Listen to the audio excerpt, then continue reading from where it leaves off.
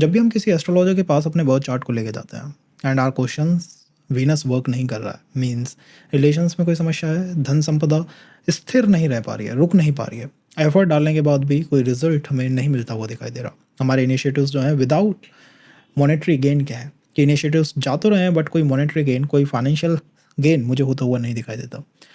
Answer के रूप में कोई रेमेडीज़ आपको बताई जाती हैं एंड मोस्टली जो रेमेडीज़ हैं वो हैं कि आप लक्ष्मी नारायण को प्रसन्न करने की कोशिश करिए। लक्ष्मी नारायण व्रत कथा सुनिए, लक्ष्मी नारायण की चित्र मूर्ति अपने घर के अंदर रखिए। द सेकंड रेमेडी भी गुरुवार के दिन विशेष व्रतों को रखना, गुरु को प्रसन्न करने की कोशिश, शुक्र को प्रसन्न करने की कोशिश। बट जो अपर सोसाइटी का डिवीज़न है, जिसके अंदर पावर है, जिसके अंदर फाइनेंस है, जिसके अंदर स्ट्रेंथ है, वो भी कोई ना कोई विशेष उपाय कर रहे होते हैं ऑल द टाइम, बट वो हमें दिख नहीं पाते, वो हमें महसूस नहीं हो पाते। एंड आज के टाइम में उसे मैनिफेस्टेशन के रूप में कहा जाता है कि like they are trying to manifest, कुछ ना कुछ वो मैनिफेस्ट करने की कोशिश कर रहे हैं और वो कर रहे होते हैं बट आपको वो दिखाई नहीं देगा। जस्ट लाइक हो रहा है उपाय बट वो दिखाई नहीं दे रहा। तो ऐसे कौन से उपाय हो सकते हैं? Even the chart of Rahul Gandhi, Venus debilitated है, नवमांश में नीच का है, फिर भी पर्सन वाइट कलर की क्लोथ पहनना, shirt all the time, T shirt हो सकता है डिफरेंट कलर्स हों बट फिर भी वाइट ही कलर। तो ये एक तरीका है और इस तरीके में हुआ क्या है कि D1 और D9 के शुक्र को लिंक कर दिया है। जब बहुत सारी समस्याएं आपको घेर लेती हैं, चारों तरफ से जब समस्याएं घेर लेती हैं, तब आप क्या करेंगे? तब आप लिबरेशन के हाउस को देखेंगे, 12th हाउस को देखेंगे कि 12th हाउस में कोई प्लैनेट है या कोई राशि आ रही है क्या। अगर कोई प्लैनेट है, कोई राशि आ रही है, तो इसका मतलब है कि उस प्लैनेट, उस राशि की एनर्जी से हम अपने आप को लिबरेट कर सकते हैं। बिकॉज अब आप एक चक्रव्यूह के अंदर आ गए हैं जिसके अंदर समस्याएं रुक नहीं रही हैं, फ्रॉम ऑल द डायरेक्शंस समस्याएं आपको घेरती जा रही हैं। तो मैनिफेस्ट करना या उस समस्या से बाहर निकलना, उसका एक तरीका है कि आप D1 के चार्ट को D9 के चार्ट से लिंक कर दें। और इस सेशन में हम कुछ स्पेशल करने जा रहे हैं and the special thing is Venus के 12 हाउसेस में कैसे परिणाम होते हैं। और वीनस के बारे में एक डिफरेंट थिंकिंग है। नवमांश के बारे में भी एक डिफरेंट थिंकिंग हो चुकी है कि नवमांश में अगर कोई प्लैनेट नीच का हुआ तो वो प्लैनेट बिल्कुल नस्ते नाबूद हो जाता है। बट ओशो के चार्ट के अंदर नवमांश में ही शुक्र नीच का है। संजय गांधी वीनस जो है वर्गोत्तम है बट फिर भी मैरिज का सुख नहीं है। आफ्टर द मैरिज क्या होता है वो आप सब जानते हैं। गांधी के चार्ट के अंदर वीनस नीच का है, नीच के प्लैनेट की ही रेमेडी की जा रही है। वो एक उपाय है सारी समस्याओं से बाहर निकलने के लिए, कहीं ना कहीं उसे मैनिफेस्ट करने की कोशिश। ऑल द टाइम आप देखेंगे कि फीमेल्स के साथ पिक्चर्स ज़्यादा हैं, फीमेल्स के साथ कनेक्शन ज़्यादा है, फीमेल्स को ज़्यादा शोकेस किया जा रहा है। तो इसका मतलब है कि वीनस का कोई उपाय, कोई विशेष उपाय जो है वो चल रहा है बिहाइंड द कर्टेन, कोई ना कोई उपाय वीनस का किया जा रहा है। आप अपने चार्ट के अंदर कैसे देख सकते हैं कि कौन सा उपाय मैं करूँ, किस प्लैनेट को पकड़ूँ, किस प्लैनेट को छोड़ूँ। और D1 और D9 में बेसिक डिफरेंस तो होगा ना। D9 का second house not all the time about your family, कि D1 का सेकंड हाउस भी मेरी फैमिली है, D9 का सेकंड हाउस भी फैमिली है, D10 का सेकंड हाउस भी मेरी फैमिली है। तो मेरी फैमिली कितने चार्ट्स के अंदर रन कर रही है, उसमें हमें एक बेसिक डाइवर्जन क्रिएट करना होगा। एक लाइन ड्रॉ करनी होगी कि D1 और D9 में क्या सेपरेशन है। और जब मैं D1 कहता हूँ तो ये आपका लगन चार्ट है, लगन कुंडली है। जब मैं D9 कहता हूँ तो ये नवमांश कुंडली है। आप कैसे अपने नवमांश कुंडली को प्राप्त कर सकते हैं? किसी भी एस्ट्रोलॉजी सॉफ्टवेयर के माध्यम से आप अपने नवमांश की कुंडली को प्राप्त कर सकते हैं। और हर एस्ट्रोलॉजी सॉफ्टवेयर में सेम ही चार्ट आपको देखने को मिलेगा, most of the time same chart देखने को मिलेगा। प्लैनेट अगर इधर से उधर होते हैं तो उनकी समस्या को मत लीजिएगा, लेकिन चार्ट आपको सेम ही देखने को मिलेगा। हाँ, अगर आपकी लगन गंडांत पे है, बिल्कुल डिग्रीज पे आ गई है, या कोई और उसके अंदर टेक्निकल फंक्शन रन कर रहा है, तब हो सकता है कि एक डिफरेंट लगन चार्ट आपको देखने को मिल जाए, एक डिफरेंट नवमांश चार्ट आपको देखने को मिल जाए। अब उसको रेक्टिफाई कैसे करें, समझे कैसे कि D1 और D9 की लिंकिंग है कहाँ, किस तरह से ये लिंक होते हैं, अंदर इनके अंदर क्या इनविजिबल थ्रेड है जो इन्हें कनेक्ट कर रहा है। एट द एंड अगर हमें मैनिफेस्टेशन करना है तो हमें D9 के साथ ही उसे करना होगा। अगर रिलेशन को समझना है तो D9 को ओवरलुक करे, हटा के हम उसे नहीं समझ सकते। लेकिन ऐसा भी नहीं है कि हमेशा हमें D9 को लेके ही रिलेशन को समझना है। अगर रिलेशन एक रिलेशन ना हो गया, एक बिजनेस डील है, कॉर्पोरेट की एक डील हो रही है साहब, इसके अंदर ना इमोशंस हैं ना भावना है, इसके अंदर एक ही चीज़ है and that is financial prosperity, कि मुझे ग्रोथ मिलेगी या नहीं मिलेगी। तो मूर्खता है D9 को टच भी करना, बिकॉज D9 अध्यात्म है, D9 आत्मीय कनेक्शंस है, D9 सोलमेट की तरफ लेके जाता है। और सोलमेट वो जिनसे मिलकर ऐसा लगे कि इस आत्मा को मैंने पहले किसी लोक में या किसी युग के अंदर कोई कनेक्शन इसके साथ रहा है। D9 आपको समृद्धि की तरफ लेके जाता है। D9 is not a deal, ये कोई डील नहीं है, कोई बिजनेस डील जो चल रही हो, तो उनमें इसे ओवरलुक करना होगा। जब क्वेश्चंस केवल ऐसे आए कि बस मटेरियल क्वेश्चंस हैं, उनके अंदर स्पिरिचुअल कोई डेप्थ नहीं है, कोई लेना देना नहीं उनका स्पिरिचुअल से, तब आप D9 को बिल्कुल उसके अंदर हटा दीजिए। कोई आवश्यकता नहीं है फिर D9 के प्लेन के ऊपर उसे लेके जाने की। हाँ, ये समझने के लिए कि ये संबंध चलेगा या नहीं चलेगा एंड ऑल, वो आप D1 से भी समझ सकते हैं भाई, अगर संबंध में मटेरियल प्रॉस्पेरिटी होगी तो वो चलेगा। इन लोगों को जब कुछ लेना ही नहीं है आत्मा से, अध्यात्म से, या फिर सोलमेट से या डेप्थ से, तो फिर उसको देखने का कोई सेंस ही नहीं बनता है। लेकिन मैनिफेस्टेशन में D9 की प्रमुख भूमिका है। हम मैनिफेस्ट कर क्या रहे हैं? हम इन प्लैनेटों को ही तो मैनिफेस्ट कर रहे हैं। अगर कोई कहता है कि मैं एजुकेशन में बहुत अच्छा परफॉर्म कर जाऊँ, सो इट मीन्स वो जुपिटर और बुध दोनों को मैनिफेस्ट करने में लग रहा है। रिलेशंस में अच्छा परफॉर्म कर जाऊँ कि relations at the end proposal ना रुके, आते हुए संबंध जो है ना रुके, मेरे पास ऑप्शंस बने रहे, तो वो वीनस को मैनिफेस्ट कर रहा है। अगर कोई पर्सन इमोशंस को चाहता है अपने जीवन में, तो वो चंद्रमा को मैनिफेस्ट करने में लगा हुआ है। लेकिन मैनिफेस्टेशन है क्या? आपका एक विचार जो है वो यूनिवर्स से टच करता है, वो वहाँ जाता है और उसकी मटेरियल रिप्रेजेंटेशन आपको दिखती है। अगर आप किसी रिलेशन को मैनिफेस्ट कर रहे हैं और मैं आपसे कहूँ कि यूनिवर्स आपको सिग्नल सेंड कर रहा है बट एक पर्सन सेंड नहीं कर रहा है, तो ये बात सेंस ही नहीं बनाएगी भाई। अगर यूनिवर्स सेंड कुछ करेगा तो वो एक मटेरियल फॉर्म में सेंड करेगा, एक पर्सन को आपको सेंड करेगा जिसे आप देख सकें। पावर अगर आपको सेंड करेगा तो ऐसा नहीं है कि आप पावरफुल महसूस करेंगे, कोई जॉब आपको सेंड करेगा, फाइनेंशियल प्रॉस्पेरिटी आपको सेंड करेगा।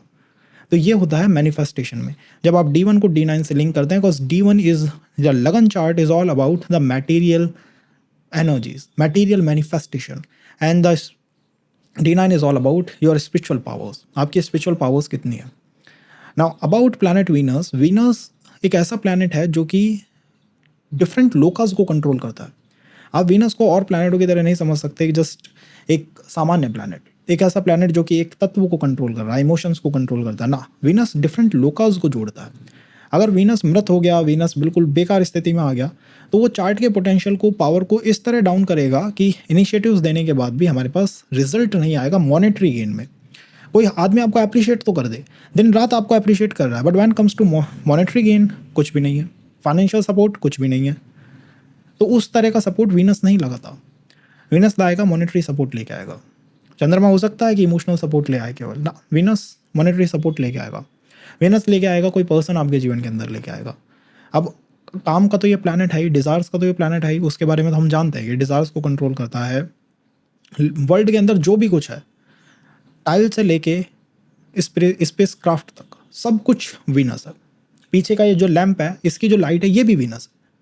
ये जिस कैमरे से रिकॉर्ड हो रहा है, ये DSLR भी वीनस है। इनके अंदर क्रिएटिविटी भी है, इनके अंदर वीनस का तत्व भी है, इनके अंदर कोई ना कोई काम करने की इच्छा भी है, कुछ इनके अंदर से एमिट होता है जो हमें अट्रैक्ट करता है। तो वीनस वो सब कुछ है जो आपको अट्रैक्ट करे, जो आपको खींचे, जिसका पुल हो।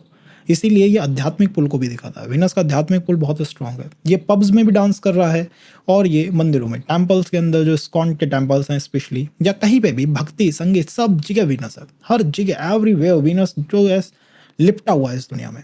और यही है D1 को D9 से जोड़ना, जो मैंने आपको शुरू में बताया ना, Lakshmi Narayan, the Lakshmi representing planet Venus, the Lord Narayan representing planet Jupiter. आप D9 चार्ट को कास्ट कैसे करते हैं? कोई कास्टिंग का तो उसका एक तरीका होगा ना, और उसकी कास्टिंग का क्या तरीका है? D9 है क्या? 9वें भाव का 9th डिवीजन। 9वें भाव का 9th डिवीजन मीन्स, हमने वहाँ से एक शिक्षा ली 9th हाउस से, कि जब हम किसी राशि को 9 हिस्से में काटेंगे, 9 हिस्से में उसको विभक्त करेंगे, डाइसेक्ट करेंगे, तब हमें वो जो तत्व मिलेगा, उसके अंदर एक गुरु की ऊर्जा होगी, उसके अंदर एक भाग्य की ऊर्जा होगी। तो अगर किसी का शुक्र उठ के कर्क राशि में चला गया इन the D9, so it means कि कर्क राशि को उसका शुक्र अपना भाग्य का सारथी समझता है कि तुम मेरे भाग्य को आगे लेके जाओगे। किसी भी संबंध को चलाना कैसे है? कर्क राशि से चलाना पड़ेगा, इमोशंस पुट करने होंगे। अब कोई पर्सन कहे कि मेरे पास आते ही वो लोग हैं जो कि इमोशनली टर्मोइल में है, इमोशनल टर्मोइल है उनके जीवन में, और मुझे ऐसे संबंध नहीं चाहिए। जब जवाब होगा कि ऐसे ही संबंध मिलेंगे, पहले दूसरे तीसरे छोड़ते चले जाओ, 8वां 10वां 12वां भी वही मिलेगा। बिकॉज वीनस ने उस राशि को चुना कि तुम मेरे सारथी हो, यू आर लाइक मेरी ड्राइविंग फोर्स हो, तुम मुझे भाग्य ला के देते हो, तुम मुझे ग्रोथ ला के देते हो। ये D9 में हुआ है। वीनस अगर आपका सिंह में है तो same pattern goes with planet Surya, कि आपको वो स्टेटस, वो पावर दिखाई देगी। हो सकता है पार्टनर के मिलने के बाद आप अपने आप को ज़्यादा पावरफुल महसूस करें। तो इसका मतलब है कि भाग्य का सारथी बना लेता है नवमांश आपको। किसी भी प्लैनेट का किसी स्पेशल राशि में जाना, किसी नवमांश के स्पेशल हाउस में जाने का मतलब है कि उसने उसे अपने भाग्य के लिए चुना है, कि मेरा भाग्य जो है वो यहाँ से चलता है। एक आपने पिछला सेशन देखा होगा वे we be like 7th house navamsha kundli में बैठा हुआ प्लैनेट या आई हुई राशि ये निश्चित करती है कि क्या आपको मिलेगा, वो फिक्स है, उसे चेंज नहीं किया जा सकता। अगर किसी का वीनस 7th हाउस में बैठा हुआ है नवमांश कुंडली में तो वो उसको मिलेगा, वो उसको निश्चित रूप से मिलेगा, वो फिक्स है, यूनिवर्स ने उसको साइन करके रख दिया आपके लिए। और वो मटेरियली देखने को मिलेगा, ऐसा नहीं कि आपको बस महसूस होता रहे ऑल द टाइम कि बस मुझे महसूस हो रहा है ना, वो मटेरियल रिप्रेजेंटेशन होगी उसकी। D9 से जो भी निकल के आता है वो D1 में ही जाता है, वो मटेरियल फॉर्म में ही शिफ्ट होता है। वहाँ पे क्वेश्चंस भी ऐसे थे कि एस्पेक्ट आ रहे हैं, इसके ऊपर बहुत सारे एस्पेक्ट आ रहे हैं, तो उनका क्या किया जाए। D9 में एस्पेक्ट की जगह आपको त्रिकोणों को भूमिका देनी चाहिए। त्रिकोण क्या एक ट्राइन बन रहा है या नहीं बन रहा है, हर D9 के चार्ट के अंदर एक ट्राइन आपको देखने को मिलेगा। मोस्ट ऑफ द चार्ट्स के अंदर आपको एक ट्राइन देखने को मिलेगा। D1 में नहीं मिलेगा, लगन कुंडली के अंदर नहीं मिलेगा, नवमांश में जरूर मिलेगा। एक त्रिकोण तो है, और वो त्रिकोण बहुत कुछ दिखाता है। तो ये मास्टर क्लासेस हैं, जो 6 और 7 मास्टर क्लासेस हैं, वे भी D9 को हमें मास्टर करना है किसी भी तरह से। तो इसके लिए हम कोशिश कर रहे हैं। And the second part is, जो भी आपके कमेंट्स होंगे उन्हें आप डेफिनेटली पुट करिएगा वीडियो के अंदर। रिप्लाईज देखिए, ये ऐसा नहीं है कि रिप्लाईज ऐसे बहुत आराम से दिए जा सके, कुछ कॉम्प्लिकेटेड क्वेश्चंस आते हैं ऑल द टाइम। तो इनके लिए बेस्ट क्या है कि हम लाइव सेशंस करें, एक ही मंथ के अंदर 4 से 5 लाइव सेशंस करते हैं। उनके एक एक टॉपिक होंगे एंड उन टॉपिक्स से रिलेटेड सारे क्वेश्चंस का या जितने भी आपके कमेंट है सबका ही जवाब देने की हम कोशिश करेंगे। तो ये करना बहुत आवश्यक है, ये बहुत इंपॉर्टेंट एक इन्फॉर्मेशन है, जिसकी सारी जानकारी आपको इंस्टा हैंडल पे भी मिल जाएगी, वेबसाइट पे भी मिल जाएगी और यहाँ पे भी मिल जाएगी। करना क्या है, बस कनेक्ट बनाए रखना, इतना सा करना है।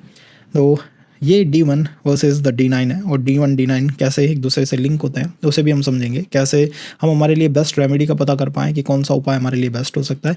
बट अब है कि D1 और D9 को बनाया कैसे जाता है, D1 से D9 को कैसे बनाया जाता है। वेल, सारी राशियों को 4 डिवीज़न में बनाया जाता है। धर्म त्रिकोण, अर्थ त्रिकोण, काम त्रिकोण और मोक्ष त्रिकोण। 4 त्रिकोण हैं, 4 ही युग हैं, 4 ही पुरुषार्थ हैं। धर्म अर्थ काम मोक्ष, धर्म अर्थ काम मोक्ष। 159, 2610, 3711, 4812, ये 4 त्रिकोण है। अगर मेरे लगन कुंडली में कोई भी प्लैनेट 1, 5, 9 राशियों में आ रहा है तो मैं काउंटिंग कहाँ से स्टार्ट करूँगा, 1 नंबर से। 2, 6, 10 में आ रहा है तो काउंटिंग कहाँ से स्टार्ट करूँगा, 10 नंबर से। 3, 7, 11 में अगर कोई प्लैनेट आ रहा है, राशियों की मैं बात कर रहा हूँ, हाउसेज की नहीं, तो मैं काउंटिंग कहाँ से स्टार्ट करूँगा, 7 नंबर से। और 4, 8, 12 में आ रहा है तो 4 नंबर से।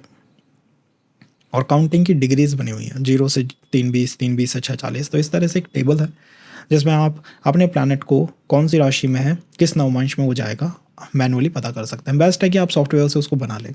लेकिन यहाँ ये बताने का रीज़न है कि जो एस्ट्रोलॉजर्स आपको बताते हैं ना, लक्ष्मी नारायण, तो यहाँ पर D1 और D9 में D9 जो है वो कुछ और नहीं बल्कि लक्ष्मी नारायण का संयुक्त रूप है। वो लक्ष्मी नारायण को रिप्रेजेंट करता है।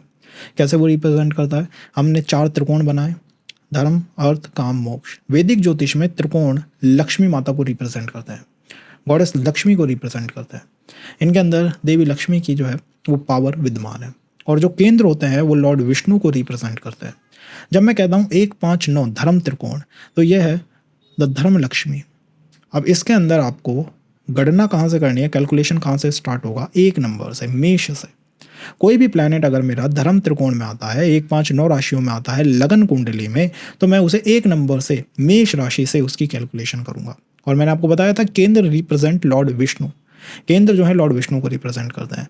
तो त्रिकोणों के अंदर हमने कैलकुलेशन हमेशा केंद्र से करी है। 1 नंबर एक केंद्र है, लगन एक केंद्र है, 1 नंबर काल पुरुष की कुंडली में। 4था हाउस एक केंद्र है, 4 नंबर। 7th हाउस एक केंद्र है, 7 नंबर। 10th हाउस एक केंद्र है, 10 नंबर। तो कैलकुलेशन हुई कैसे, लक्ष्मी और लॉर्ड नारायण दोनों को एक दूसरे से कनेक्ट कर देना, दोनों को एक दूसरे से कनेक्ट कर देना। इसीलिए नवमांश कुंडली आपके भाग्य को, आपकी ग्रोथ को, आपके फॉर्च्यून को, ब्लेसिंग्स को, आध्यात्मिक यात्रा को, आत्मा की पवित्रता को और आपके स्पाउस को रिप्रेजेंट करती है। जैसे लॉर्ड नारायण के लिए माता लक्ष्मी के लिए Lord Narayan. This type of formation is there in the D9। जब आपको ऐसे किसी संबंध की तलाश है तब अपने D9 को उठाइए। जब आपको फॉर्चून चाहिए, भाग्य चाहिए, ब्लेसिंग्स चाहिए, तो अपने D9 को उठाइए। और लक्ष्मी नारायण कथा में और कुछ भी नहीं है, एट द एंड भगवान माता लक्ष्मी आके यही कहती हैं कि तुम्हारे बिन, लाइक लॉर्ड नारायण के बिन लक्ष्मी का कोई अस्तित्व नहीं, और लक्ष्मी के बिना, माता लक्ष्मी के बिना लॉर्ड नारायण का कोई अस्तित्व नहीं। सो D1 और D9 का अस्तित्व जो है बहुत शानदार तरीके से कनेक्टेड है। और D9 कैसे बनाया जाता है इसके बारे में हमने देख लिया है कि D9 की हम फॉर्मेशन किस तरह से करेंगे। अब D9 के बारे में डिफरेंट टाइप्स हैं, डिफरेंट तरीके हैं D9 को प्रेडिक्ट करने के। RTN कॉन्सेप्ट है, NTR कॉन्सेप्ट है, भावतुल्य नवमांश बना लिए लोगों ने। 64th नवमांश D9 से निकल के आता है। D9 से भ्रगु पॉइंट्स की अवस्थिति का पता लगता है। D9 से आपको और क्या पता लगता है? D9 से D9 के अंदर प्रिंसिपल्स तो काफ़ी ज़्यादा हैं, तो ये कुछ स्पेशल प्रिंसिपल्स हुए। एक शनि के ट्रांजिट में D9 बहुत इंपॉर्टेंट रोल प्ले करता है। There is in the navamsha book I think there is a special nadi astrology के कुछ ऐसे प्रिंसिपल हैं कि शनि ट्रांजिट में जिस भी नवमांश से अष्टम चलता है वो उसके रिजल्ट को रोकता हुआ चलता है, वो उसके रिजल्ट को स्टॉप कर देता है, थाम देता है। कभी कभी लगता है ना कि यार ये राशि आज यूनिवर्स में परफॉर्म कर नहीं पा रही है, 2 से 3 महीने वो परफॉर्म ही नहीं करेगी। वो अब अगर आपके 10th हाउस में आ गई, शनि का ट्रांजिट लगा हुआ है, आप कह रहे हैं मैं जॉब में स्विच कर लूँ, जॉब में चेंज ले आऊँ, शनि कह रहा है मैं राशि को रोक के बैठा हुआ हूँ। अब आपकी बात शनि की बात से अलाइन ही नहीं कर रही है, आप कितना भी एफर्ट डाल दीजिए बट वो उसे लाने नहीं देगा। 7th हाउस मैरिज का, मैरिज के अंदर कुछ चेंज ले आते हैं, लगा के बैठा हुआ है रुकावट, तो वो नहीं लाने देगा। तो शनि के ट्रांजिट में, गुरु के ट्रांजिट में बहुत इंपॉर्टेंट रोल प्ले करता है। D9 को मास्टर करना चाहिए, होना चाहिए, नहीं तो प्रेडिक्शंस अधूरी और सतही प्रेडिक्शंस होती हैं, उनमें डेप्थ नहीं आती, उनके अंदर गहराइयाँ जो है वो स्थापित नहीं हो पाती। तो एक तो ये इंपॉर्टेंट चीज़ है। And the 12 houses of the D9, इसके बारे में बात करते हैं और प्रिंसिपल्स को अगले सेशंस के अंदर के लिए रखते हैं। सो 12 हाउसेज ऑफ D9 जिसमें लगन जो है नवमांश कुंडली की, वो आपके स्वधर्म को दिखाती है, आपके धर्म को, कि आप क्या हैं एट द एंड, आपकी डेप्थ क्या है। जैसे आत्मकारक का प्लैनेट है जेमिनी एस्ट्रोलॉजी में, same planet is the D9 का लग्नेश। D9 का लग्नेश और D9 की लगन, ये आपका स्व धर्म है कि मेरा धर्म क्या है। अगर इसी के अंदर चंद्रमा आके बैठ गया, किसी की लगन कुंडली, नवमांश की लगन कुंडली में चंद्रमा आके बैठ गया, इसका मतलब है इस पर्सन का जो धर्म है, जो पुश है इसका, क्या ये दे सकता है, क्या ये दे सकता है इस दुनिया को। ये हीलिंग दे सकता है, इमोशंस दे सकता है, सपोर्ट दे सकता है। ऐसे आपको आत्मकारक भी ऐसे ही देखने को मिलेंगे कि चंद्रमा ही आत्मकारक हो गया क्या, क्या लगन पे आज चंद्रमा का इफेक्ट आ गया क्या। तो इस तरह से आप D1 और D9 को जोड़ सकते हैं। सेकंड हाउस जो है नवमांश कुंडली का, वो आइडिया के सस्टेनमेंट को दिखाता है। नवमांश कुंडली पूरी ही फिलोसॉफिकल रूप से चलती है, जहाँ हम सेकंड हाउस D1 के चार्ट को कहते हैं फैमिली है, फाइनेंस है। नवमांश का सेकंड हाउस लिमिटेड नहीं है, वो हर वो चीज़ है जो आपको लोगों से कनेक्ट कराए, सस्टेनमेंट दे, जो आपको अपने स्वधर्म से थोड़ा दूर लेके जाए। कभी होता है ना, अपने से भी दूर लेके जाने वाला होना चाहिए। Most of the time partner आपको स्वयं से दूर ही ले जाता है, वो आपको यूनिवर्स से कनेक्ट कराता है, वो आपको और लोगों से कनेक्ट कराता है। वहाँ से एक सेकंड जर्नी स्टार्ट होती है, एक नया चैप्टर स्टार्ट होता है लाइफ का, कि कुछ नया स्टार्ट हुआ है। आप बर्तन खरीदने लग जाएंगे, आप कपड़े खरीदने लग जाएंगे, वो जो चेंज आया है कि यूनिवर्स से जोड़ दिया उसने मुझे। इस तरह नवमांश कुंडली के जो हाउसेस हैं वो एक्चुअली फिलोसॉफिकल रूप से चलते हैं, वो मैट्रिक्स बना के चलते हैं। और यहाँ पर इंपॉर्टेंट रोल जो प्ले करता है वो त्रिकोण रोल प्ले करता है। अगर आपका शुक्र लगन में बैठा हुआ है, इसका मतलब है कि इस इंसान का जो धर्म है वो शुक्र जैसा है, ये शुक्र है। एट द एंड इसके अंदर शुक्र दिखाई देता है। ये आपका मेन धर्म हुआ कि मेरा धर्म है ये, मैं रिलेशंस में ज़्यादा इनपुट दूंगा, ज़्यादा एफर्ट दूंगा, ज़्यादा इनिशिएटिव्स ला के दूंगा। धन के मामले में भी मैं एफर्ट, इनिशिएटिव्स बहुत ज़्यादा दूंगा। मुझे, मेरी आत्मा को एट द एंड सेटिस्फैक्शन जो मिलता है वो शुक्र से मिलता है। मैं अपने आप को शुक्र से इंक्लाइंड पाता हूँ। मेरी आध्यात्मिक यात्रा में शुक्र इंपॉर्टेंट रोल प्ले करेगा। कई लोग होते हैं, उनकी यात्राएं जब स्टार्ट होती है जब उन्हें कोई झटका लग जाता है। सब कंपनी चल रही थी, बहुत बड़ा बिजनेस चल रहा था, ठप हो गया, या बिजनेस में बहुत उछाल आ गया, अब वो दान करने चलेंगे। उछाल आ गया तब भी दान कर रहे हैं, और ठप हो गई तब तो बिल्कुल ही पहुँच गए, बिल्कुल वहीं मंदिरों को बसेरा बना लिया। बिकॉज उसकी आत्मा ने, जैसे ही वो फ्लक्स आता है, जैसे ही उस शुक्र पे थोड़ी भी पीड़ा आई, वो आदमी बिल्कुल शुक्र जैसा बनने लगा, शुक्र की तरफ वो चलने लगा। तो अब यहाँ से ये कंफर्म होता है कि स्वधर्म जो है बहुत इंपॉर्टेंट है, कि आपका धर्म क्या है, वो पीड़ित नहीं होना चाहिए। अगर आपका धर्म कहीं पीड़ित हो गया, अगर ये वीनस कहीं पीड़ित हो गया इस चार्ट में आके, तो आप किसी संबंध से बाहर नहीं निकल पाएंगे। होगा ये कि आप उससे बाहर नहीं निकल पाएंगे।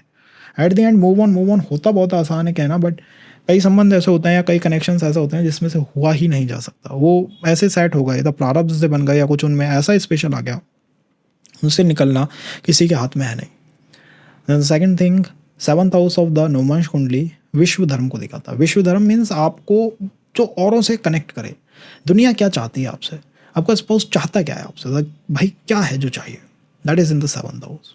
अगर 7th हाउस में शुक्र है तो यूनिवर्स ने वही सिग्नेचर करके रख दिया, वो पर्सन आपके लिए यही मिलेगा। ऐसी ऊर्जाएं ही देखने को मिलेंगी, बिकॉज यूनिवर्स चाहता है वो आपसे, आपको वो देनी पड़ेंगी उन्हें।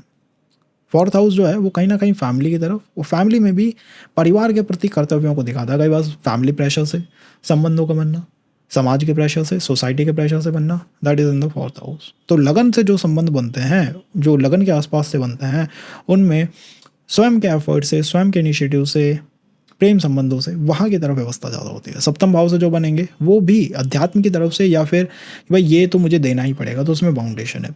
फोर्थ हाउस की तरफ अगर शुक्र आ गया या कोई स्पेशल प्लैनेट आके बैठ गया सप्तमेश, सप्तम भाव का स्वामी, तो फिर स्वयं के एफर्ट, फैमिली की वजह से। और 10th हाउस में अगर आके बैठ गया तो भाई ये तो काम करना ही पड़ेगा, मीन्स ये मेरी ड्यूटी है, तो उसमें आदमी को ड्यूटी महसूस होती रहती है, एक बाउंडेशन, एक रिस्पॉन्सिबिलिटी महसूस होती है कि मैं रिस्पॉन्सिबल हूँ, चाहे उससे कोई कुछ कहे या ना कहे, वो खुद ही महसूस करता रहता है उसे। एट द एंड अंदर से वो आत्मा जो है वो उसे महसूस करती है कि ये तुम्हारी रिस्पॉन्सिबिलिटी है, तुम्हारा धर्म है। D9 में कहीं भी अगर कोई प्लैनेट बैठता है तो उस हाउस पे वो पूरा कंट्रोल जमा के बैठता है, पूरा कंट्रोल है उसके पास उस हाउस का।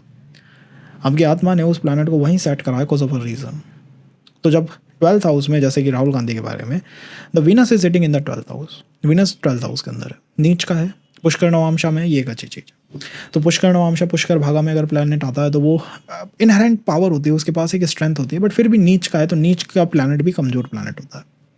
अब हुआ क्या है कि 12th हाउस में बैठा हुआ शुक्र मीन्स लिबरेशन।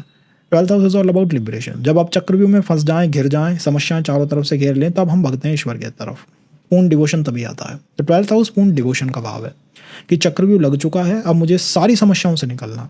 अगर एक पर्सन आके मुझसे कहे I am in my 40s, मैं अपने 40 में हूँ, ठीक है, मैरिज सेट नहीं है, रिलेशन सेट नहीं है, फाइनेंस का अता पता नहीं है, करियर का कोई दूर दूर तक कोई नामो निशान नहीं है, एजुकेशन अब कोई करने की उम्र भी नहीं है, और अब किसी के ऊपर पूरी तरह से डिपेंड भी नहीं हुआ जा सकता। अब मैं अगर उस पर्सन से कहूँ कि आप एक काम करिए, व्रत करना शुरू कर दीजिए, that not gonna make sense, because अगर वो व्रत करेगा, और उसने करे भी होंगे, they just not gonna target anything, वो कुछ करेंगे ही नहीं, बिकॉज उसकी समस्याएं चक्रव्यूह जैसी है। अब वहाँ छोटी मोटी रेमेडीज, छोटे मोटे उपाय जो हैं वो वर्कआउट नहीं करेंगे, तब आदमी कहीं मैनिफेस्टेशन की तरफ जाता है, या तब आदमी कहीं अपने D9 की तरफ जाता है। और यहाँ यही होता है, आप समस्याओं से घिरे।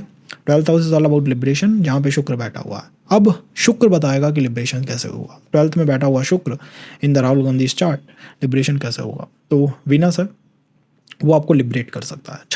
अगर वो छठे भाव में बैठा होता तो मैं कहता यही शुक्र आपको बाउंडेशन में डाल देगा, बट यहाँ पे उल्टा है, वो शुक्र उन्हें लिबरेट कर देगा बैठा हुआ 12th हाउस में।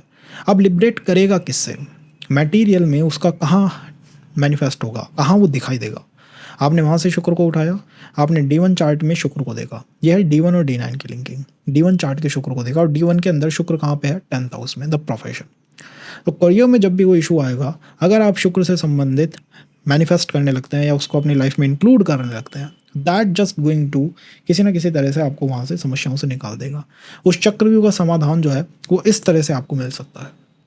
दैट्स वाई एक रेमेडी के रूप में एक चीज़ करी जा रही है। आपको नहीं दिखाई देगी, ना आपको समझ आ सकती है, ना ही आसपास के लोगों को, बट दैट जस्ट एक तरीका है जिसमें D1 का प्लैनेट D9 के से लिंक किया जाता है। अगर यही प्लैनेट उनका, जैसे लिबरेशन है, 12th हाउस में शुक्र बैठा है, तो ये आपको लिबरेट कर देगा D9 के चार्ट में, नवमांश कुंडली में। अगर लगन कुंडली के अंदर D1 के अंदर यही शुक्र 4th हाउस में आ जाए, तो अब वो लिबरेट तो करेगा। उसने कहा मैं लिबरेट तो करूँगा, ये ऊर्जा मेरे पास है, बट मैं लिबरेट करूँगा किससे। 4th house is all about house, घर के अंदर चल रही समस्याओं से। अगर यही प्लैनेट 4th हाउस में होता तो द आंसर इज कि घर में जो भी समस्याएं चल रही हैं उनसे तो मुक्त कर देगा भाई।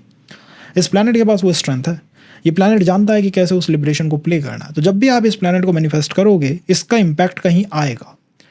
और अराउंड मैरिज जब भी कोई समस्या आती है तो आप किसी से पूछ सकते हैं, are you just activating any planet.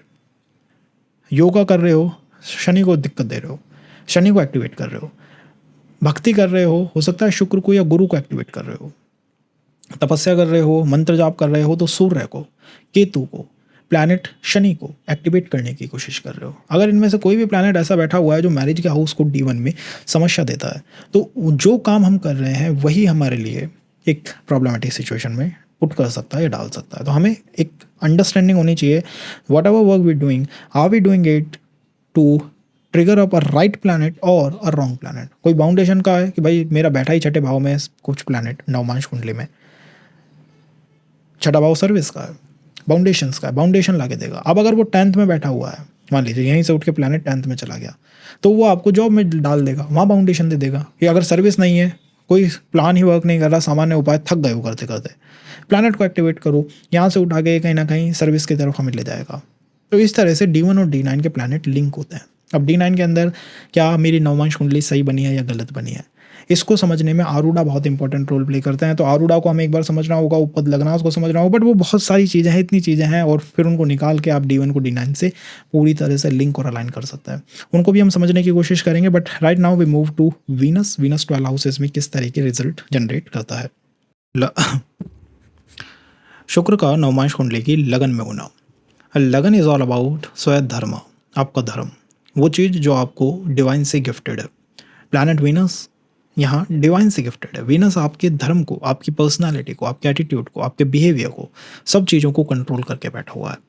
जैसे ही आप प्लैनेट वीनस को एक्टिवेट करते हैं, इट मीन्स किसी रिलेशन की संभावना, धन के बारे में, फाइनेंस के बारे में हम इनपुट करना शुरू करते हैं, क्रिएटिव होने की कोशिश करते हैं, फिल्म मेकिंग, डिजिटल मार्केट, इनसे कनेक्ट करने की कोशिश करते हैं, या फिर प्लेस चेंज करते हैं, फॉरेन ट्रैवल करते हैं, विदेश की यात्राएं, ये भी शुक्र से है। भोग विलास, जैसे ही आप वीनस को एक्टिवेट करते हैं बाय डूइंग सम रेमेडीज, कोई पर्सन आपकी लाइफ में आया तो होगा क्या, वो आपके धर्म को, आपकी पर्सनालिटी को at a greater level touch करेगा, इन डेप्थ में जाने की कोशिश करेगा। सामने वाले पर्सन का यहाँ इन्फ्लुएंस बहुत स्ट्रॉन्ग पड़ता है, और अगर वो पर्सन आपसे एज में कम है तो डेफिनेटली उसका स्ट्रॉन्ग और उसका जो पुल है वो बहुत बहुत बहुत गहराई तक महसूस होता है। नवमांश कुंडली वो है जो कि गिफ्टेड है। गिफ्टेड है का मतलब है यहाँ प्लैनेट पूरी तरह से उस हाउस को कंट्रोल करता है।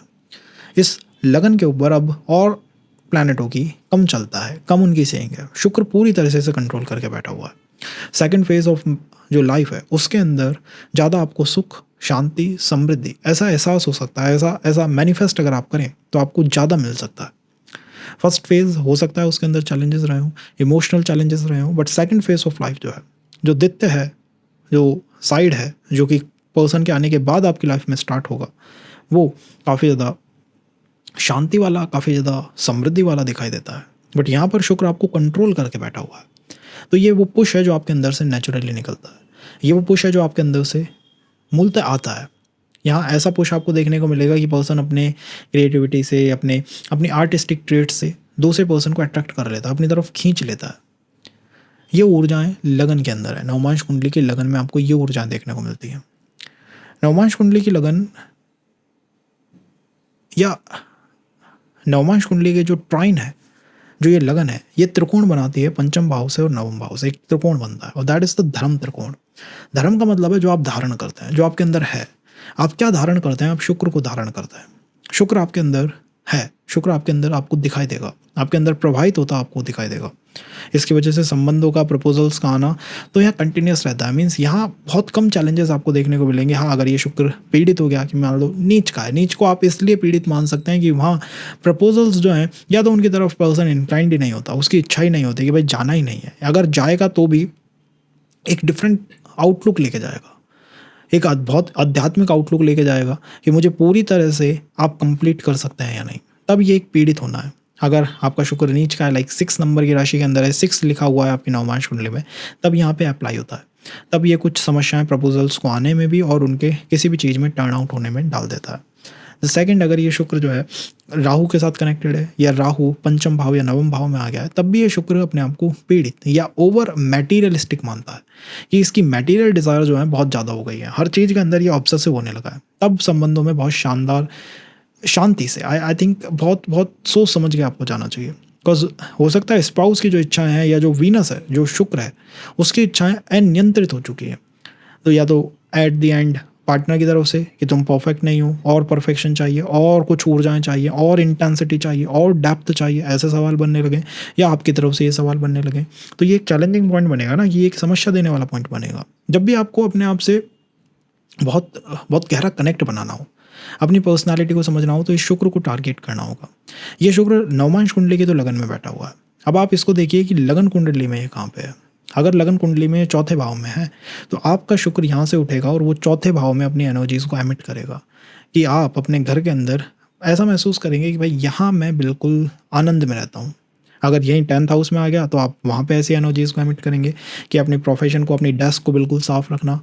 कई लोग होंगे ना जिनमें ये फ़र्क आता है कि खुद को तो बहुत क्लीन रखेंगे, घर साफ़ नहीं है, तो उनका शुक्र उठा, लगन में था नवमांश कुंडली के, और वो लगन में ही जाके बैठ गया। तो उन्होंने कहा कि बस अपने आप को सही रखना मेरी ड्यूटी है। अब आपकी ड्यूटी क्या है अगर आपको ये जानना होगा तो आपको इस शुक्र से ही पता लग सकता है, कोई और प्लैनेट उसे बता ही नहीं पाएगा। एट द एंड उससे समझा ही नहीं पाएगा कि भाई पर्सन की ड्यूटी क्या है, या कैसा पर्सन आपके जीवन के अंदर आ सकता है। अगर हम माने तो हमारा जैसा ही कोई ऐसा पर्सन जो कि हमारी आत्मा से बहुत गहरा कनेक्ट बना है, जिसके साथ सोल टाइप के जो कनेक्शंस हैं, सोलमेट टाइप की जो ऊर्जाएं हैं, वो महसूस हो पाए। कोई ऐसा पर्सन जो कि आए और मेरी फाइनेंशियल प्रॉस्पेरिटी को अपर पे लेके जाए। आप एक पर्सन से यही तो चाहते हैं कि मेरी फाइनेंशियल प्रॉस्पेरिटी को वो अप करे, हर रिलेशन मेरी फाइनेंशियल प्रॉस्पेरिटी को अप करे, हर रिलेशन मुझे खुद से ज़्यादा कनेक्ट महसूस कराए, हर संबंध जो है मुझे अपने आप को ज़्यादा गहराई तक समझने में मदद करे, हर संबंध जो है चीज़ों को ऐसा बनवा दे जैसा मैं चाहता हूँ, मैं जैसा मैनिफेस्ट करना चाहता हूँ वैसा मेरा वीनस बना के मुझे दे दे, वो संबंध मुझे बना के दे दे। अगर आपको ये नहीं मिला, अगर आप ऐसे कंडीशन के अंदर आ गए जहाँ पे आपके इन लॉज बहुत सुपीरियर है, वो बहुत ज़्यादा स्ट्रॉन्ग है, और अगर आपको वो पसंद नहीं है तो एक समस्या का कारण है।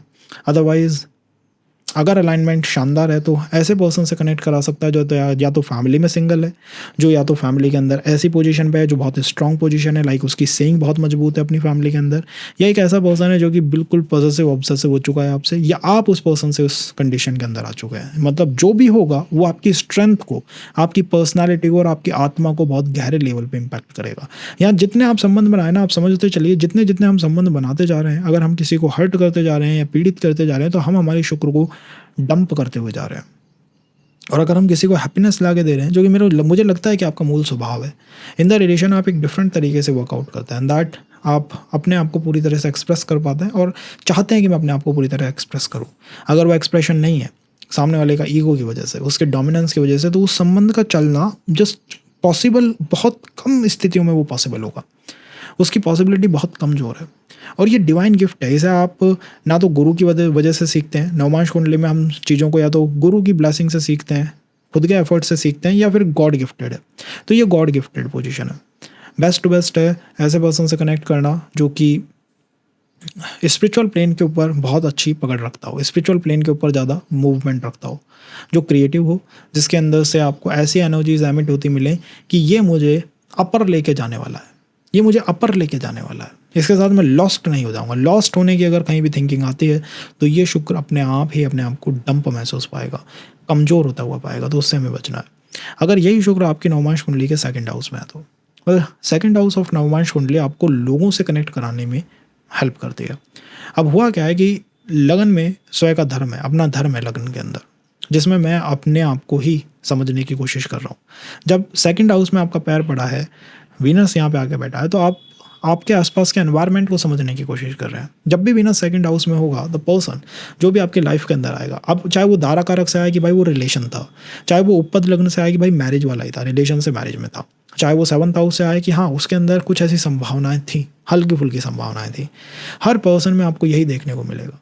The person is trying to understand आपके इकोसिस्टम को, आपसे ज़्यादा वो आपके इकोसिस्टम को, आपकी फैमिली को, आपके आसपास के लोगों को, आपके फ्रेंड सर्कल को, कैसा आपका बिहेवियर है, क्या चीज़ें हैं जो आपको सस्टेनमेंट देती हैं। समटाइम होता है कि सब कुछ मैच था, कम्स टू फाइनेंसेस, फैमिली, वहाँ पे चीज़ें अटकी, मेरे इकोसिस्टम पे चीज़ें अटकी, इकोसिस्टम से वो पर्सन जो है कनेक्ट नहीं बना पाया।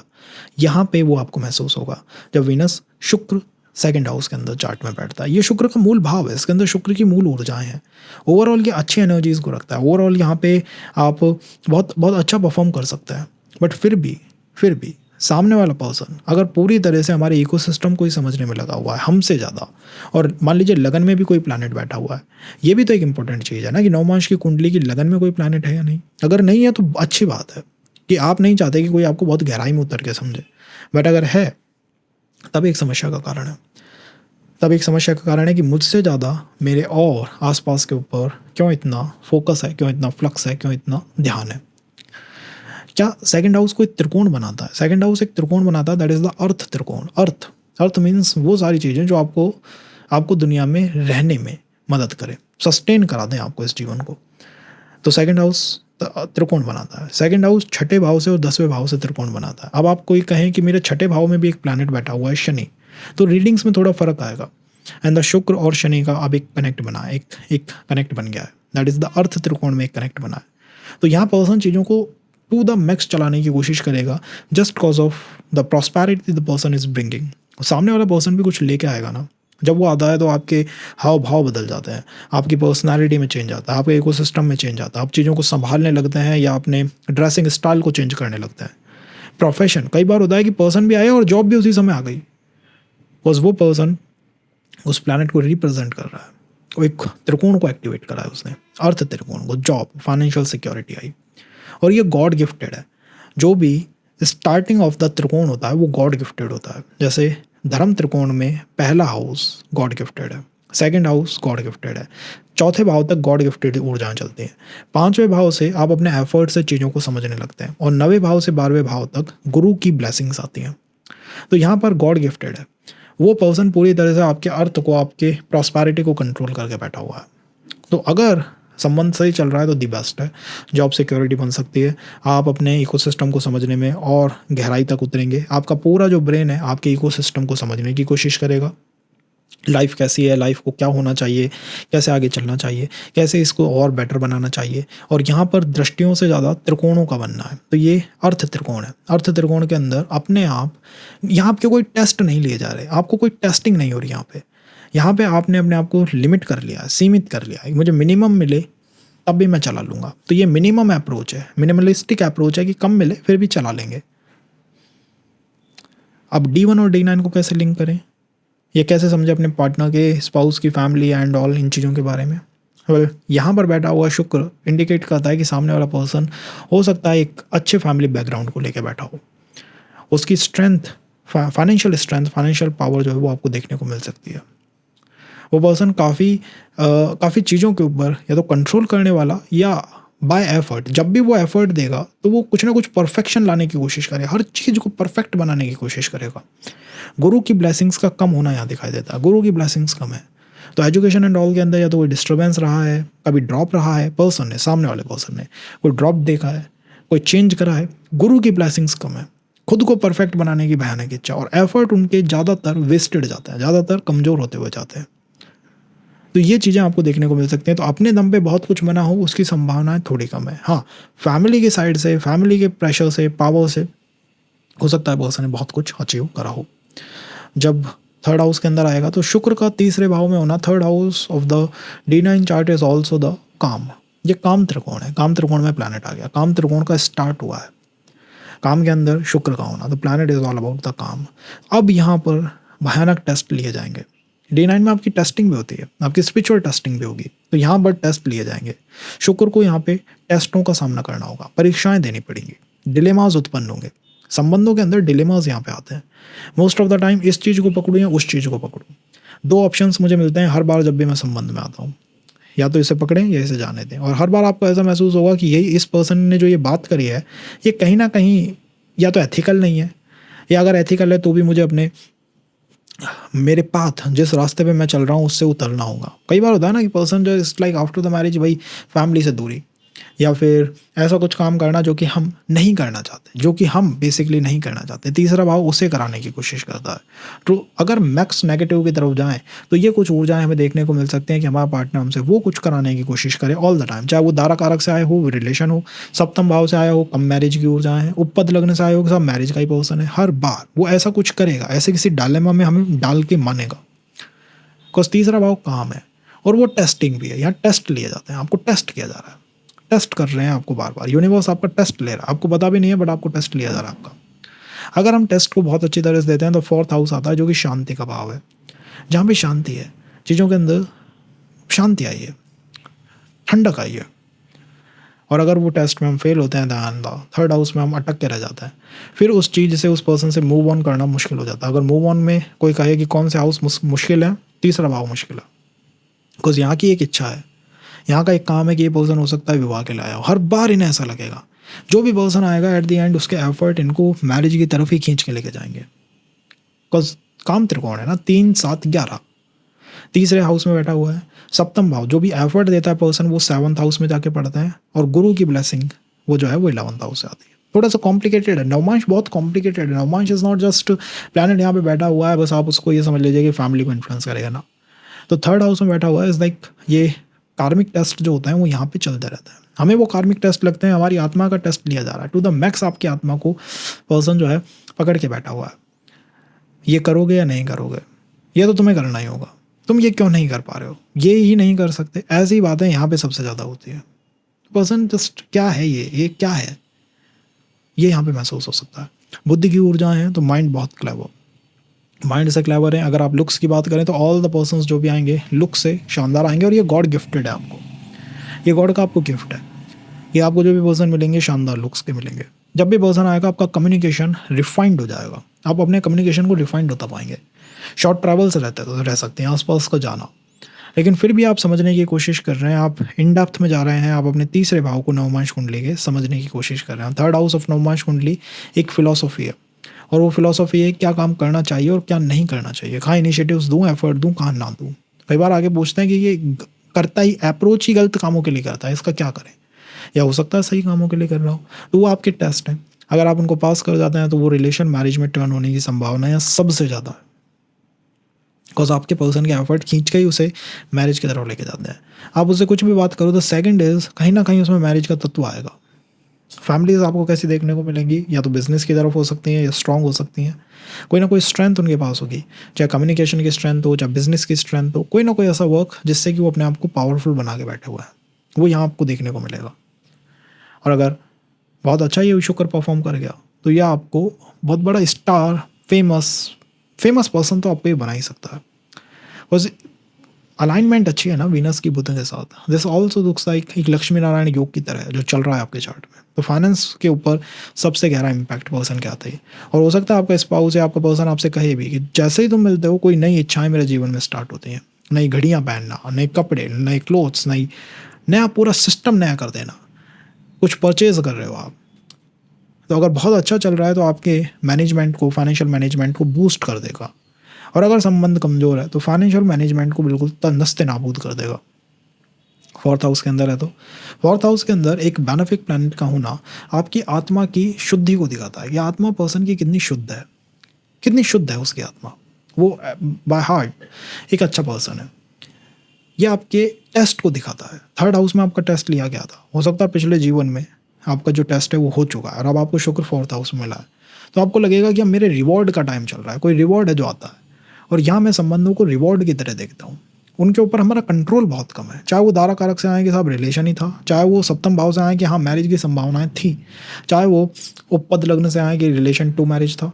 हर संबंध में जैसे ही वो वीनस आएगा द पर्सन गोज टू हाँ एक रिवॉर्ड की तरह, एक रिजल्ट की तरह, जिसके ऊपर मेरा कंट्रोल बहुत लिमिटेड, जो मैंने कभी दिया ही नहीं, जो टेस्ट मैंने कभी दिया ही नहीं, बट उसका एक रिवॉर्ड है। और बहुत अच्छा अगर ये परफॉर्म करता है तो अपने आपकी फीलिंग्स को, हार्ट को, तो पर्सन को बिल्कुल प्योर शुद्ध कर देता है। वो लोग होते हैं ना जो ईश्वर की तरफ इंक्लाइंड होते हैं, भजन संगीत वहाँ जाने की कोशिश करते हैं, वहाँ आपको यहाँ देखने को मिलेगा, बिकॉज वो शुद्धि है। उसने उस जीवन में भी, पिछले जीवन में भी ईश्वर के पैर पकड़ रखे थे। एंड कम्स टू रिलेशंस या मैरिज, उसको कोई डिस्टर्ब नहीं कर पाया, तो ईश्वर ने उसको फोर्थ हाउस में ये जगह दी, आपकी आत्मा ने आपको ये फोर्थ हाउस में स्थान दिया शुक्र को। कम्स टू फैमिली, फैमिली में आपको इसका इन्फ्लुएंस देखने को मिलेगा, लेकिन नवमांश कुंडली उसकी फिलॉसफी है। तो सुख क्या है, संबंधों से क्या सुख मिल सकता है, संबंध कैसे सुख को प्रभावित करते हैं, क्या ये संबंध, ये जो रिलेशन है मुझे मेरे घर के अंदर सुख ला के देगा या नहीं, क्या इस संबंध के बनने के बाद मैं अपने पर्सन के साथ एक डिवाइन टच, डिवाइन कनेक्ट महसूस कर पाऊंगा या नहीं, क्या ये मेरे और मेरी मदर के संबंधों को डिस्टर्ब करेगा या नहीं। ऐसे सवाल आपको यहाँ देखने को मिलेंगे। क्या ये बहुत सस्टेनेबल है या नहीं। Fourth house sustainability of something also show करता है। फोर्थ हाउस आपको लोगों के साथ कनेक्ट कराएगा, फैमिली के साथ, क्या ये मुझे मेरे परिवार के साथ रहने देंगे या नहीं, या इससे दूर हो जाएंगे। फैमिली का प्रेशर, कई बार खुद नहीं करेंगे, फैमिली का प्रेशर आ जाएगा, तो यहाँ अवस्था वो है।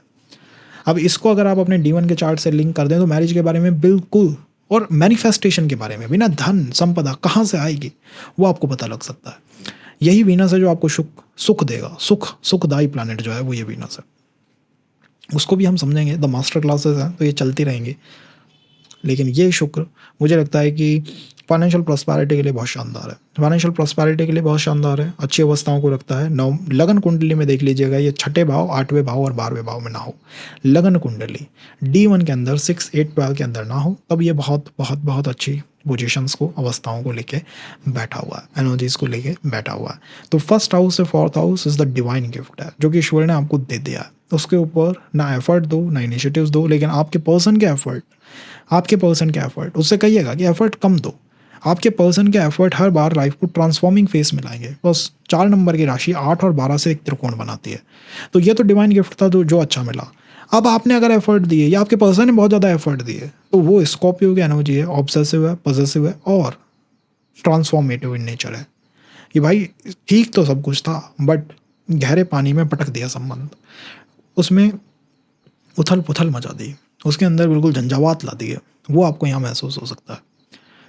तो एफर्ट सोच समझ के देने चाहिए। यहाँ के पर्सन आपको या तो अध्यात्म में मिलेंगे या कुछ ना कुछ ऐसे वर्क। कई बार ये person extreme to extreme is, मेरे ऊपर कोई काला जादू कर दिया है, संबंधों के लिए काला जादू करा है, या धन रोक दिया है मेरा किसी ने बाय ब्लैक मैजिक या doing some Scorpio type of work, या फिर डिटेक्टिव वर्क किए जा रहे हैं, तो वो यहाँ आपको देखने को मिलेगा। Effort of your partner taking you their effort, the efforts. तो अगर यही प्लैनेट वीनस आपके 5th हाउस के अंदर हो तो वेल, जहाँ पे भी शुक्र बैठता है वो हाउस उसके कंट्रोल में आता है। उसकी पूरी फिलॉसफी, उस हाउस की पूरी थिंकिंग जो है शुक्र के अनुरूप चलने लगती है। आपकी आत्मा ने आपके शुक्र को आपके 5th हाउस में जगह दिया है इन द नवमांश कुंडली। 5th हाउस क्या है? 5th हाउस आपके इमोशंस है, आपका एक्सप्रेशन है, आपकी क्रिएटिविटी है, आपके बच्चों के साथ जो संबंध है वो 5th हाउस से निकल के आता है। जब भी कोई संबंध बनेगा, जैसे ये वीनस एक्टिवेट होगा, इट मीन्स रिलेशन की कहीं से भी कोई बात आएगी तो वो आपके 1st हाउस को ऑटोमेटिकली ट्रिगर करेगी। इसमें आप एफर्ट दो या मत दो, यहाँ आपका एफर्ट नहीं है। जहाँ भी प्लैनेट बैठता है वो उसको डिवाइन ने दी हुई एक स्थान है, डिवाइन ने ईश्वर प्रदत्त एक स्थान है कि आपने पिछले में भी तो कुछ करा होगा ना, कुछ अच्छे है, कुछ पुण्य है, कुछ पाप है, उनकी वजह से ये शुक्र यहाँ पे आके सिचुएटेड हो चुका है, बैठ चुका है। तो हम एफर्ट अगर ना भी देना, हम कुछ ना भी करें, तब भी हमारी बातें, हमारे आसपास के एनवायरनमेंट में ये फ़र्क आने लगेंगे। हम ज़्यादा क्रिएटिव होने लगेंगे, हमारा ध्यान हमारी एजुकेशन पे जाने लगेगा और थिंकिंग होगी क्या ये एजुकेशन लूँ या ना लूँ, क्या ये ज्ञान मैटर करता है या नहीं करता है, क्या ये वैल्यू सिस्टम मैटर्स करते हैं या नहीं करते हैं। क्यों ना संबंध ही चलाने के अंदर पूरा फोकस करा जाए, ध्यान दिया जाए।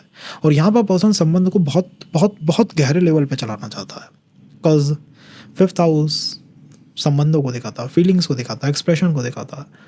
सो बेसिकली द इश्यूज या फाइट अगर होंगे एक्सप्रेशन को लेके, चाइल्ड इकोसिस्टम को लेके कि चाइल्ड की तरफ तुम्हारा क्या रुझान और हमारा क्या रुझान, ये यहाँ आपको देखने को मिल सकता है। अब इससे एक इंडिकेशन निकल के आती है कि 5th हाउस जो है वो लक्ष्मी स्थान है। यहाँ पे आपको एफर्ट लगाने नहीं पड़ते, ये अपने आप चलती हुई व्यवस्थाएं, ये वो स्थान है जहाँ से संबंध अपने आप चलने लगते हैं। पर जब मैं एफर्ट देंगे, हर आदमी कोई एफर्ट तो देगा ना कुछ कर्म तो करेगा, कोई एफर्ट या इनिशिएटिव्स दोगे तो आप इस त्रिकोण को एक्टिवेट कर दोगे। और ये त्रिकोण कौन सा? ये धर्म त्रिकोण है। धर्म हो सकता है अध्यात्म हो, धर्म हो सकता है क्या आपने धारण कर रखा है। अपने जीवन के अंदर आते हुए परिवर्तन आपको संबंधों से देखने को मिलेंगे। कई लोग होते हैं उनका इकोसिस्टम बदलता है, केवल बाइक ले आए, कोई कार ले आए, ट्रैवल कर ले, कुछ ऐसा करा जो इकोसिस्टम बदला। लेकिन यहाँ पे स्वयं में परिवर्तन, गहरे लेवल के परिवर्तन आपको देखने को महसूस होंगे, मिलेंगे। अब यहाँ से जो त्रिकोण बना है, जब मैं एफर्ट दूंगा, इनिशिएटिव्स दूंगा तो क्या बदलेगा? जब आप एफर्ट देंगे, इनिशिएटिव्स देंगे तो आपके भाग्य में परिवर्तन आएगा। आपके स्पाउस का मतलब आपका जो पार्टनर है, मैं पार्टनर इसलिए कह रहा हूँ कि संबंध हो सकता है धारा कारक से आया हो, जो कि भाई बस एक लिमिटेड टाइम के लिए है, लेफ्ट ओवर हो, कोई कार्मिक हो, एक लिमिट के लिए है, और वो आपके भाग्य को चैनलाइज करता है। उसका इफेक्ट आपके भाग्य पे जाता है, सीधा आपके भाग्य को ट्रिगर करता है, आपके भाग्य को, आपके 9th हाउस को। कि मेरा इनिशिएटिव आया और मैंने मेरे 9th हाउस को टारगेट करा, कोज 9वें भाव से ये त्रिकोण बना रहा है। ये यहाँ पे नवमांश कुंडली में त्रिकोण चलता है, त्रिकोणों का योगदान सबसे ज़्यादा है।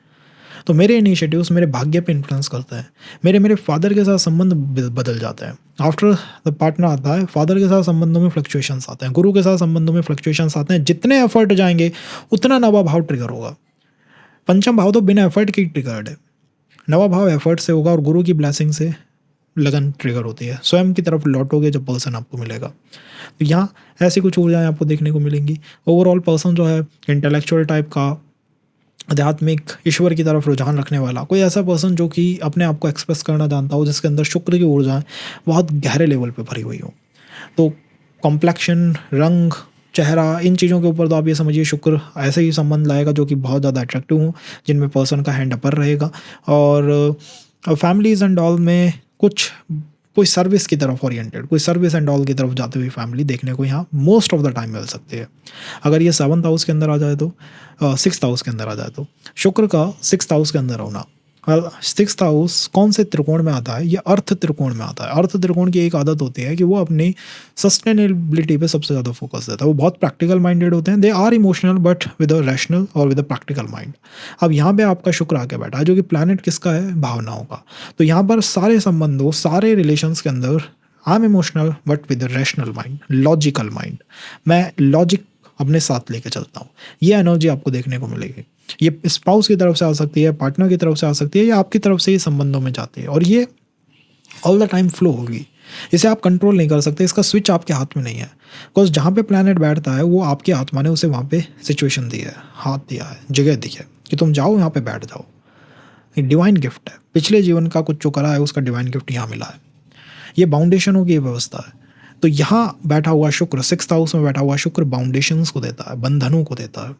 एक बार शुक्र से कनेक्ट हो गए, एक बार संबंध में चले गए तो वहाँ बंधन लग जाएंगे, बाउंडेशंस आ जाएंगे, रुकावटें महसूस हो सकती है। सीधा इन्फ्लुएंस जॉब सिस्टम पे जाता है, जॉब के ऊपर सीधा, वर्क लाइफ पे सीधा इम्पैक्ट, सीधा इन्फ्लक्स इसका वर्क लाइफ पे जाता है।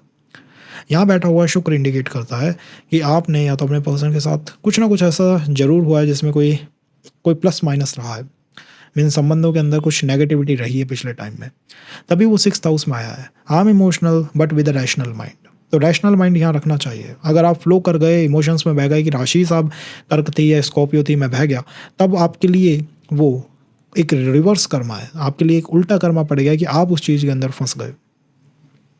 तो छठे भाव में बैठा हुआ शुक्र बंधनों को दिखाता है। यहाँ पे spouse, I am not saying the complexion और द लुक्स कि भाई लुक्स को डाउन करेगा, कॉम्प्लेक्शन को प्रभावित करेगा, but one thing saying here is the foundation. उसकी तरफ से बाउंडेशंस निकल के आएंगे, संबंधों से बाउंडेशंस आएंगे। संबंधों में रुक जाना, ठहर जाना, बहुत चलने के बाद, बहुत सोचने के बाद कुछ इनिशिएटिव्स लेना, सामने वाले पर्सन को समझ ही ना पाना, यहाँ आपको ये देखने को मिल सकता है। बट ये प्रारब्ध है, एक बार लग गया। मान लीजिए कोई संबंध बनता है फ्राइडे के दिन, शुक्रवार, शुक्र की दशा, अपदशा, महादशा, अंतर्दशा, प्रत्यंत, शुक्र को जितना आप इंक्लूड करोगे वो उतना बंधनों को दिखाता चला जाएगा, बंधनों को लाता हुआ चला जाएगा। और आत्मीय बंधन है, एक बार बंध गए फिर उससे निकलना मुश्किल है। तो यहाँ मूव ऑन बहुत खतरनाक और बहुत समय लेने वाला। अब आपको ये शुक्र देखना है आपकी लगन कुंडली के अंदर कि मेरी लगन कुंडली में ये शुक्र कहाँ है।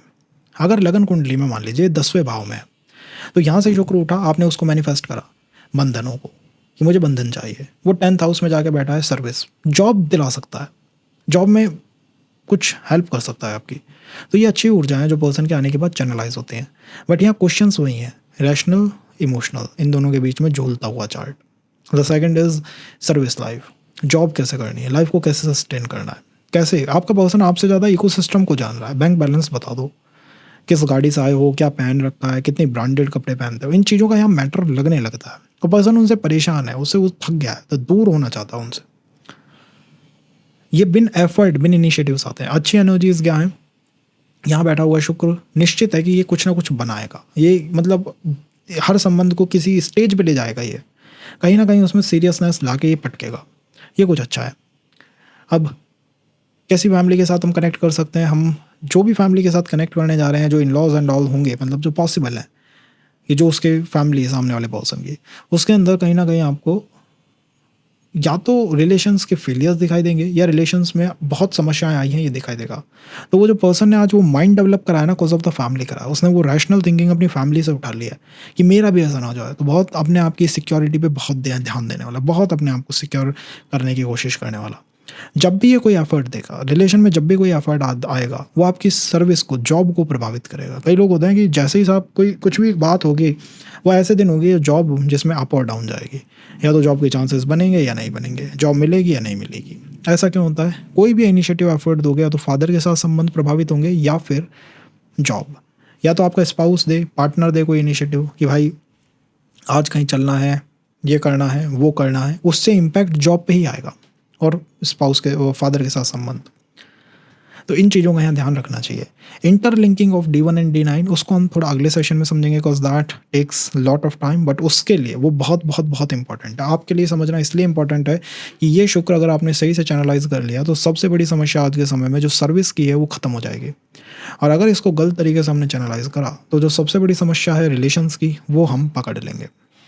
अगर ये 7th हाउस के अंदर आगे बैठ जाए कि मेरा शुक्र सब 7th में बैठा है, जिसको हमने पिछली बार एक सेशन के अंदर लुक कर दिया था कि हमने वीनस को वहाँ कवर अप नहीं करा था, तो कोई भी प्लैनेट जिस हाउस के अंदर बैठता है उसकी वो रजिस्ट्री हो जाती है। यूनिवर्स ने वो रजिस्टर कर दिया उसके नाम की, भाई ये अब तुम्हारा है, इसके ऊपर और प्लैनेटों की चलता नहीं है। तो यहाँ पर बैठा हुआ शुक्र बताता है कि जो भी पर्सन मिलेगा उसके अंदर शुक्र की ऊर्जाएं एक लिमिट से ऊपर चल रही होंगी। लुक्स एंड ऑल में तो आप बात ही मत करिए, वहाँ तो शुक्र पूरी तरह से आपको देखने को मिलेगा। Looks upper hand, up hand रखने वाले हो सकते हैं।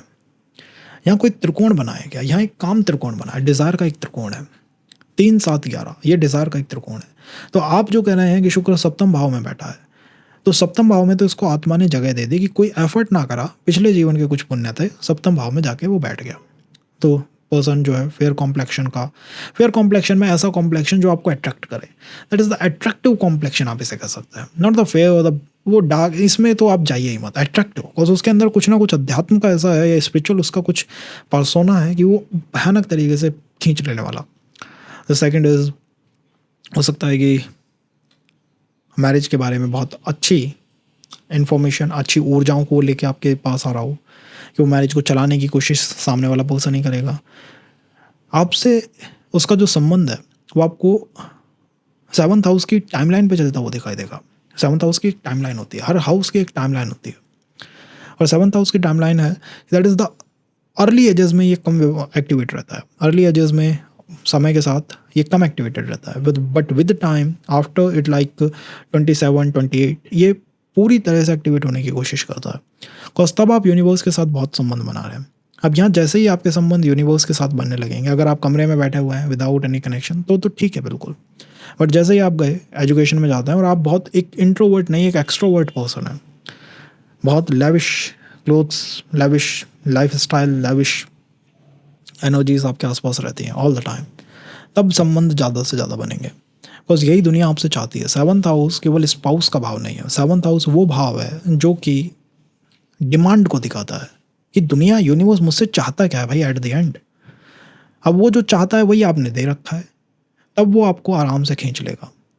तो यहाँ कई बार ऐसा भी दिखने लगता है कि पर्सन इज़ लाइक ये मेरे साथ है या मेरे इकोसिस्टम, मेरे फाइनेंसेस, मेरी मटेरियल जो ग्रोथ है उसके साथ है।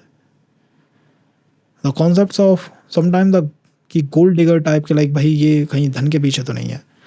मैंने कहा आई एम नॉट सेइंग कि that just happens when 7th house में वीनस हो, आई एम जस्ट सेइंग कि ऐसा महसूस होता है, तो फिलोसॉफिकल लेवल पे चलता है ये चार्ट। यहाँ आप मैरिज को एक गहरे स्तर पे समझना चाहते हैं, आपका स्पाउस भी समझना चाहता है, तो ये कुछ अच्छी बातें हैं।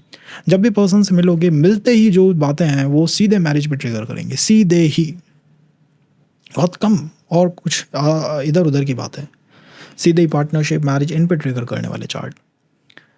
यहाँ पे लुक्स को हमने कवर करा था, फैमिली को अगर आप कवर करेंगे तो हर संबंध में आपको जो फैमिली है उसके अंदर कुछ सस्पिशियस देखने को मिलेगा ऑल द टाइम, कुछ ना कुछ ऐसा देखने को मिलेगा लाइक कुछ ना कुछ सस्पिशियस लगता है, कहीं ना कहीं कुछ सस्पिशियस एनर्जी है। या फिर हो सकता है कि फैमिली ने एकदम से कोई जैकपॉट प्राप्त करा हो, एकदम से फाइनेंशियल सपोर्ट गेन प्राप्त करा हो आपके सामने वाले पर्सन ने, या फिर हो सकता है कि उनकी फैमिली के अंदर द ट्रांसफॉर्मेशंस बहुत ज़्यादा रहे हो। ट्रांसफॉर्मेशन का मतलब होता है कोई पर्सन जीवन में आया और छोड़ के चला गया, घर में से एक पर्सन पहले रह रहा था और वो चला गया एकदम से उठ के। तो ऐसे ही अगर आपको बातें देखने को मिले तो समझ जाइएगा कि ये जो पर्सन है ये कहीं ना कहीं मेरे वीनस को ट्रिगर कर रहा है, और जैसे ये वीनस ट्रिगर होगा आपकी डिज़ायर्स ट्रिगर होंगी। यहाँ पे भी आपका टेस्ट लिया जा रहा है, अल्टीमेटली एक टेस्ट लिया जा रहा है, और इसी चीज़ से इंसान परेशान रहता है। संबंध में जो इन्जॉयमेंट का टाइम था वो बहुत कम, एंड द टेस्टिंग टाइम, फैसला लो, कोई फैसला लो, कोई डिसीज़न लो, आते ही कोई डिसीज़न लो, सामने वाला पर्सन फोर्स कर देगा, आए डिसीज़न लो, कोई ना कोई निर्णय तुम्हें लेना होगा। यहाँ ये समस्या है, और डिलेमा में चार्ट ये फंस जाता है। तो यहाँ कुछ नेगेटिव है, but positive is like looks positive है, क्रिएटिविटी पॉजिटिव है, पर्सन जो है वो वीनस का मास्टर आपको देखने को मिलेगा, उसके अंदर शुक्र की ऊर्जाएं देखने को मिलेंगी, फाइनेंशियल प्रॉस्पेरिटी आफ्टर मैरिज आपको देखने को मिलेगी। फाइनेंशियल अप्स एंड डाउन्स रह सकते हैं, बट एट द एंड वो प्रॉस्पेरिटी में चला जाएगा। लेकिन अगर आपने कोई इनिशिएटिव दिया, कोई एफर्ट दिया, तो होगा क्या? एफर्ट देते ही द 11th हाउस, एफर्ट देते ही यहाँ समस्या यही होती है कि जैसे ही डिसीजन लेने को मजबूर किया जाता है, द डिसीजन इज क्या ये संबंध इतना वर्थ इट है कि मैं इसे चलाऊं या ना चलाऊं, ये एक समस्या है इसकी। तो यहाँ बहुत बहुत एफर्ट लेने की, कहने की आवश्यकता ही नहीं है। डिवाइन ने आपको एक बहुत अच्छा हाउस दिया है, तो इसे डिवाइन को चलाने दीजिए। आप जितना इसे एफर्ट की तरफ ले जाएंगे कि मैं दूं या तुम दो, एफर्ट देना होगा, उतना ही ये ब्रेक की तरफ जाएगा, उतना ही वो पर्सन आपका मित्र बन जाएगा।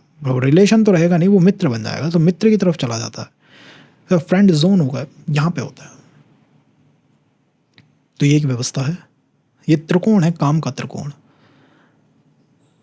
दृष्टियों को इंपॉर्टेंस नहीं देनी है, हमें त्रिकोणों को समझना है। तो ये एक इंपॉर्टेंट बात है about Venus in the 7th। Venus in the 8th कैसा परफॉर्म करता है, कैसी वीनस का 8th हाउस में होना। 8th हाउस में ट्रांसफॉर्मेशन है, 8th हाउस में परिवर्तन है, 8th हाउस में बदलाव की यात्रा है।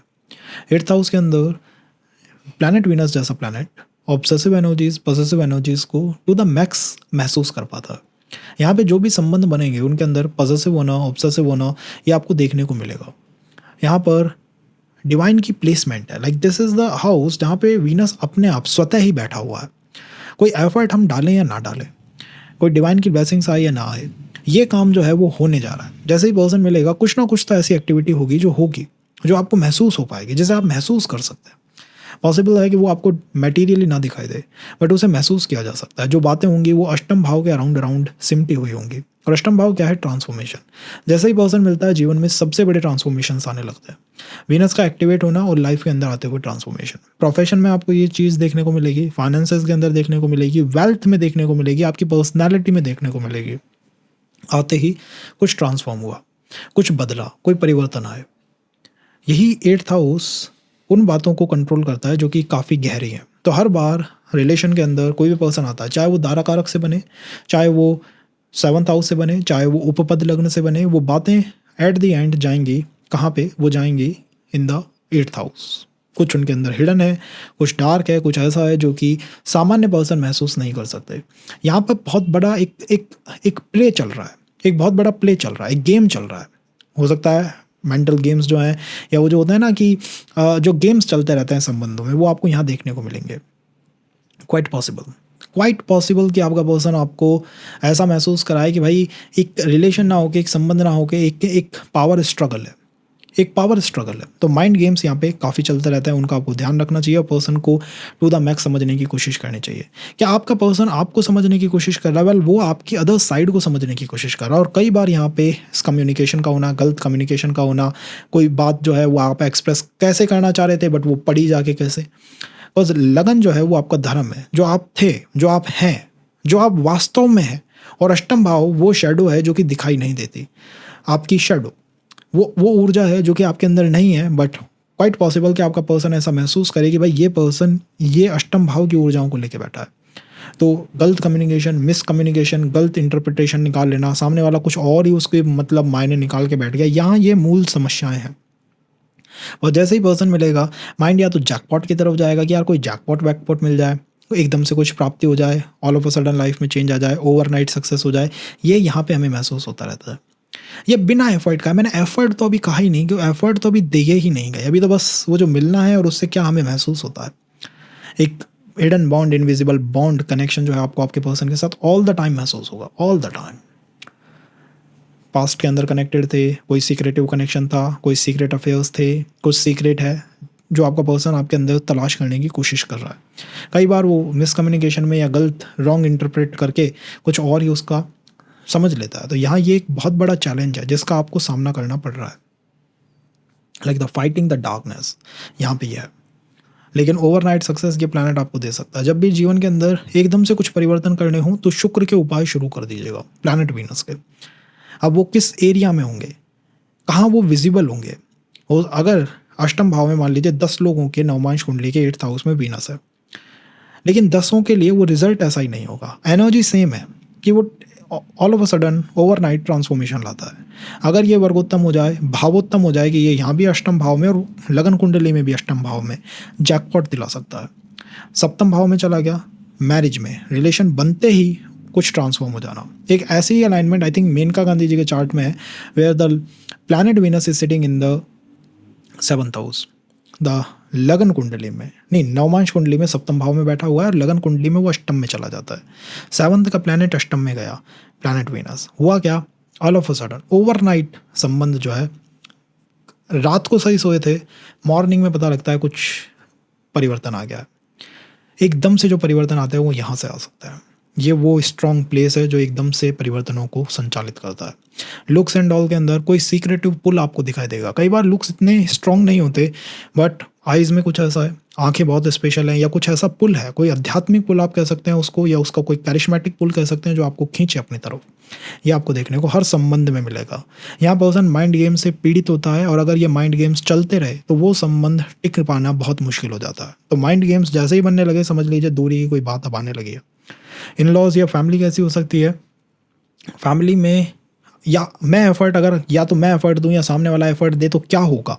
अगर एफर्ट दिए जाएंगे तो ये काम, ये कौन सा त्रिकोण है, दिस त्रिकोण इज द मोक्ष त्रिकोण, लिबरेशन का त्रिकोण है। जितने आप एफर्ट देंगे उतनी आपको द 12th हाउस, उतना आप डिवोशन मतलब ईश्वर के प्रति आप जाने लगेंगे। यहाँ पे कई बार पर्सन जो है वो संबंधों से इतना परेशान होता है कि वो जस्ट लाइक ईश्वर की तरफ जाने लगता है या कंप्लीट डिवोटेड होने लगता है। तो एफर्ट्स बहुत सोच समझ के देने चाहिए। या तो ईश्वर के प्रति डिवोशन बढ़ेगा या अपने ही पर्सन के प्रति कंप्लीट डिवोशन आएगा। डिवोशन यहाँ आके रहेगा। दोनों में से किसके प्रति आता है, दैट डिपेंड्स कि कितना अच्छा वो चल रहा है, कितना वेल ट्यून्ड है, सामने वाले से क्या एनर्जी आ रही है। तो ये कुछ ऊर्जाएं हैं जो अष्टम भाव का शुक्र आपको ऑल द टाइम महसूस कराता है। माइंड गेम्स को बिल्कुल मना कर देने का अलाइनमेंट यही अलाइनमेंट है। 9th हाउस के अंदर प्लैनेट वीनस का होना, यूनिवर्स ने एक ऐसा पर्सन आपके लिए तलाश करके रखा हुआ है जो कि नवम भाव की ऊर्जाओं को अपने जीवन में आत्मसात करके बैठा है। शुक्र विवाह का, संबंधों का, पर्सन का कारक है। वो कारक जब नवम भाव नवमांश कुंडली में आता है तो जैसे ही कोई पर्सन मिलेगा, नवम भाव फंक्शन करने लगेगा, वर्क करने लगेगा। और 9th हाउस क्या है, 9th हाउस आपका भाग्य है। भाग्य में फ्लक्चुएशंस दिखाई देंगे। 9th हाउस आपके गुरु फादर के साथ संबंध है। दोनों में अप एंड डाउन किसी भी तरह की अलाइनमेंट बन सकती है। ये भाव एक्टिवेट होने जा रहा है। 9th हाउस आपका ज्ञान भी है, तो हो सकता है अराउंड पर्सन मिलता है and person UG PG education के लिए कुछ करना, आध्यात्मिक एजुकेशन की तरफ चले जाना, स्पिरिचुअल होने की कोशिश करना, ऐसी चीज़ों को करने लग जाता है। 9th house is all about the pure energies. Lakshmi का स्थान है, तो लक्ष्मी स्थान में एफर्ट बहुत ज़्यादा डालने नहीं पड़ते। विष्णु स्थान होते तो एफर्ट डालने पड़ते, और अगर त्रिक होते तो बिल्कुल एफर्ट ही effort all the time, test चलते रहते हैं। यहाँ पे टेस्ट नहीं होता, यहाँ कोई गेम नहीं चल रहा है, यहाँ कोई बैटल नहीं छिड़ी हुई है। यहाँ पे आप अपने पर्सन के साथ आराम से एक कनेक्ट जो है वो महसूस कर पाएंगे। ये कौन सा त्रिकोण है, ये धर्म त्रिकोण है। 159 का त्रिकोण जो होता है वो धर्म त्रिकोण है। तो आपने धर्म के प्रति कुछ ऐसा करा है, ईश्वर के प्रति कुछ ऐसे डिवोशंस रखे हैं, प्योर एनर्जीज रखी है कि आपको प्लैनेट वीनस 9th हाउस में मिला है। गुरु के साथ अच्छे संबंध को दिखाता है। कई बार ये ईश्वर के प्रति डिवोशन को भी दिखाता है, और डिवोशन होने से हम ज़्यादा गेन प्राप्त कर सकते हैं। Rather than the chanting the mantras, या फिर कोई सिद्धि साधना के लिए आप कोई विशेष आसन लगा के बैठे। देखिए वो अलग अलग तरह की एनर्जीज, अलग अलग प्लैनेट, अलग अलग राशियाँ कंट्रोल करती हैं या संचालित करती हैं। यहाँ पे वो डिवोशन है, यहाँ पे वो डिवोशन है जो कि आपको अपने डिवाइन से कनेक्ट बनवाता है, करवाता है। तो वो यहाँ पे टू द मैक्स देखने को मिलेगा। और अगर आप वही करेंगे तो आपके लिए ठीक है। गुरु के साथ अच्छे संबंध रखेंगे तो ठीक है। बदलाव आता क्या है, जब पर्सन मिलता है तो होता क्या है, चाहे वो दाराकारक हो कि साहब छोटे समय के लिए, चाहे वो पद लग्न हो कि बड़े समय के लिए आ गया, 7th हाउस हो, मैरिज की थोड़ी बहुत वाइब्स आ रही हैं, होगा क्या, उसका इफेक्ट क्या आया। उसका इफेक्ट आता है भाग्य पे, 7th हाउस के ऊपर और 9th हाउस के ऊपर। उसका इफेक्ट आता है आपके एजुकेशन के ऊपर। उसका इफेक्ट आता है आपके फादर के और या फिर आपके गुरु की प्रॉस्पेरिटी के ऊपर। वो जैसे ही आपको देखने को मिलेगा, ये हाउस अपने आप संचालित हो जाएगा। कई बार लॉन्ग ट्रेवल्स करा देता है, लेकिन at the end D9 material नहीं है। D9 उसके कर्टेन के पीछे जो फीलिंग्स चल रही है ना, वो है। तो नवम भाव है ज्ञान की फीलिंग, नवम भाव है कि मैं सोसाइटी के लिए क्या कर पाया। तो यहाँ पर ये फीलिंग्स बलवती होने लगती हैं कि मैं सोसाइटी के लिए क्या कर पाया, मुझे क्या ये एजुकेशन लेनी चाहिए या नहीं, या क्या ये ज्ञान प्राप्ति करनी चाहिए या नहीं, क्या गुरु से मिलना या फादर के साथ जो संबंध है उन्हें बेटर करना चाहिए या नहीं। ऐसी माइंड के अंदर आत्मा से ऐसी पुकार आने लगती है। That happens when Venus sits in the 9th house. और ये काफ़ी अच्छी अलाइनमेंट है, बहुत अच्छी अलाइनमेंट है। यही वीनस आपके भाग्य का कंट्रोलर है।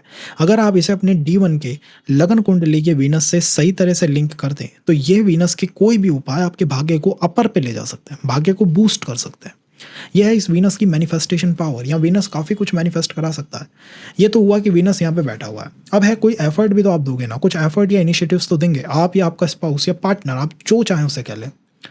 तो वो क्या एफर्ट देगा, उसका हर एफर्ट आपको आपके तरफ लेके आएगा कि ये मुझे अपने आप से कनेक्ट करवाता है। The person just helps me in connecting with my true self. True self से जो कनेक्शन है वो आपके पर्सन के होने से ही आएगा।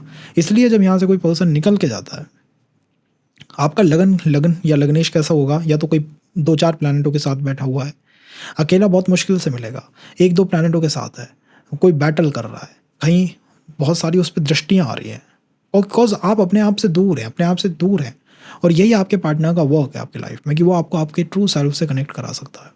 That's what your partner is doing, and move on is really very hard whenever Venus sits in the 9th house. Without the help of Guru, move on is just impossible type हो जाता है। अगर वो 10th में बैठा हुआ हो तो 10th is all about the profession, all about the work। D1 की कुंडली, लगन कुंडली का 10th हाउस भी वर्क है और D9 का 10th हाउस भी वर्क है, बट दोनों में फ़र्क है। वो वर्क है जॉब का, एक जॉब मिल जाए, एक ऐसा काम मिल जाए जिससे जीवन बस चल जाए, या मैं अच्छा कुछ बना लूँ प्रोफेशन में ना। यहाँ पर कुछ अलग है, यहाँ पर है द बिहाइंड फिलोसॉफी कि ट्रू वर्क क्या होता है, या आपके पार्टनर जब आपको मिलेगा, जब पर्सन आपको मिलेगा कि मैं एथिकल हूँ या नहीं अपने वर्क के टुवर्ड। तो कई बार ऐसा होता है ना कि पर्सन मिले and the person is just थोड़ा ऑफ लिया जाए या बाहर चला जाए, तो उसमें कुछ वर्क से आप दूर होंगे और आपको महसूस होगा कि am I just loyal ethical to my work और नॉट, मैं वर्क के प्रति पूरी तरह डिवोटेड हूँ या नहीं। तो यहाँ ये महसूस होता है हमें सबसे पहले। अगर आपको ये किसी के साथ महसूस हो रहा है, so it looks like person आपका कहीं ना कोई सोल टाइप का कनेक्शन आपके साथ रखता है। सारी बातें 10th हाउस पे सिमट जाती हैं वर्क पे। ऐसा लगने लगता है जो भी काम मैं आज कर रहा हूँ, मेरे जो भी नॉर्मल रूटीन है, मेरा जो वर्क है, मेरा जो रूटीन है, जो भी मैं काम कर रहा हूँ, क्या वो बिल्कुल सही है या नहीं है, एथिकल है या नहीं है, क्या वो मुझे मैक्सिमम आउटपुट दे रहा है या नहीं दे रहा है। तो पर्सन आने से 10th हाउस ट्रिगर होता है। आपके ऊपर डिवाइन की ब्लेसिंग है, इसीलिए वीनस को 10th हाउस में रखा है डिवाइन ने, ईश्वर ने रखा है। आपके पाप और पुण्य का ये लेखा जोखा जो है वीनस 10th हाउस में लेके बैठा हुआ है। भोग, ग्रोथ, फाइनेंसेस, वेल्थ सब इस वीनस के अधीन है। और कोई पर्सन जब आता है तो 10th हाउस को वो ट्रिगर करता है। जॉब में कुछ नया करेंगे, अराउंड ए पर्सन, एक पर्सन आता है और जब आप जॉब के अंदर कुछ स्विच करते हैं, और ये ऐसे चेंजेस हैं जो आपको अंदर महसूस होते हैं। अगर लाइक कोई बिजनेस में है, उसको कोई कहने वाला नहीं है कि भाई तुम जॉब में चेंज करो, but still the person feels inside कि भाई मैं एफर्ट दे रहा हूँ बट आउटपुट नहीं निकल रहा है, मैं बहुत ज़्यादा दे रहा हूँ एफर्ट बट कुछ रिजल्ट नहीं आ रहा है। या कुछ ऐसा हो सकता है कि मैं एथिकल नहीं हूँ अपने काम के प्रति, तो कुछ चेंजेस वो अपने आप ही ट्यून करने लगता है अपने वर्क लाइफ में। इसके अलावा क्या हो सकता है, ये तो वो चीज़ें हैं जो कि बिन एफर्ट के होंगी। जैसे ही वो आएगा 10th भाव तक आपको सिमट कर रख देगा। आप सोचने लगेंगे 10th हाउस के बारे में, आप सोचने लगेंगे या तो अपनी कंट्री के बारे में या अपनी फैमिली के बारे में कि इनके लिए मुझे कुछ करना चाहिए। तो यहाँ पर्सन खुद अपनी इच्छा से संबंध नहीं चलाना चाहता, out of pressure.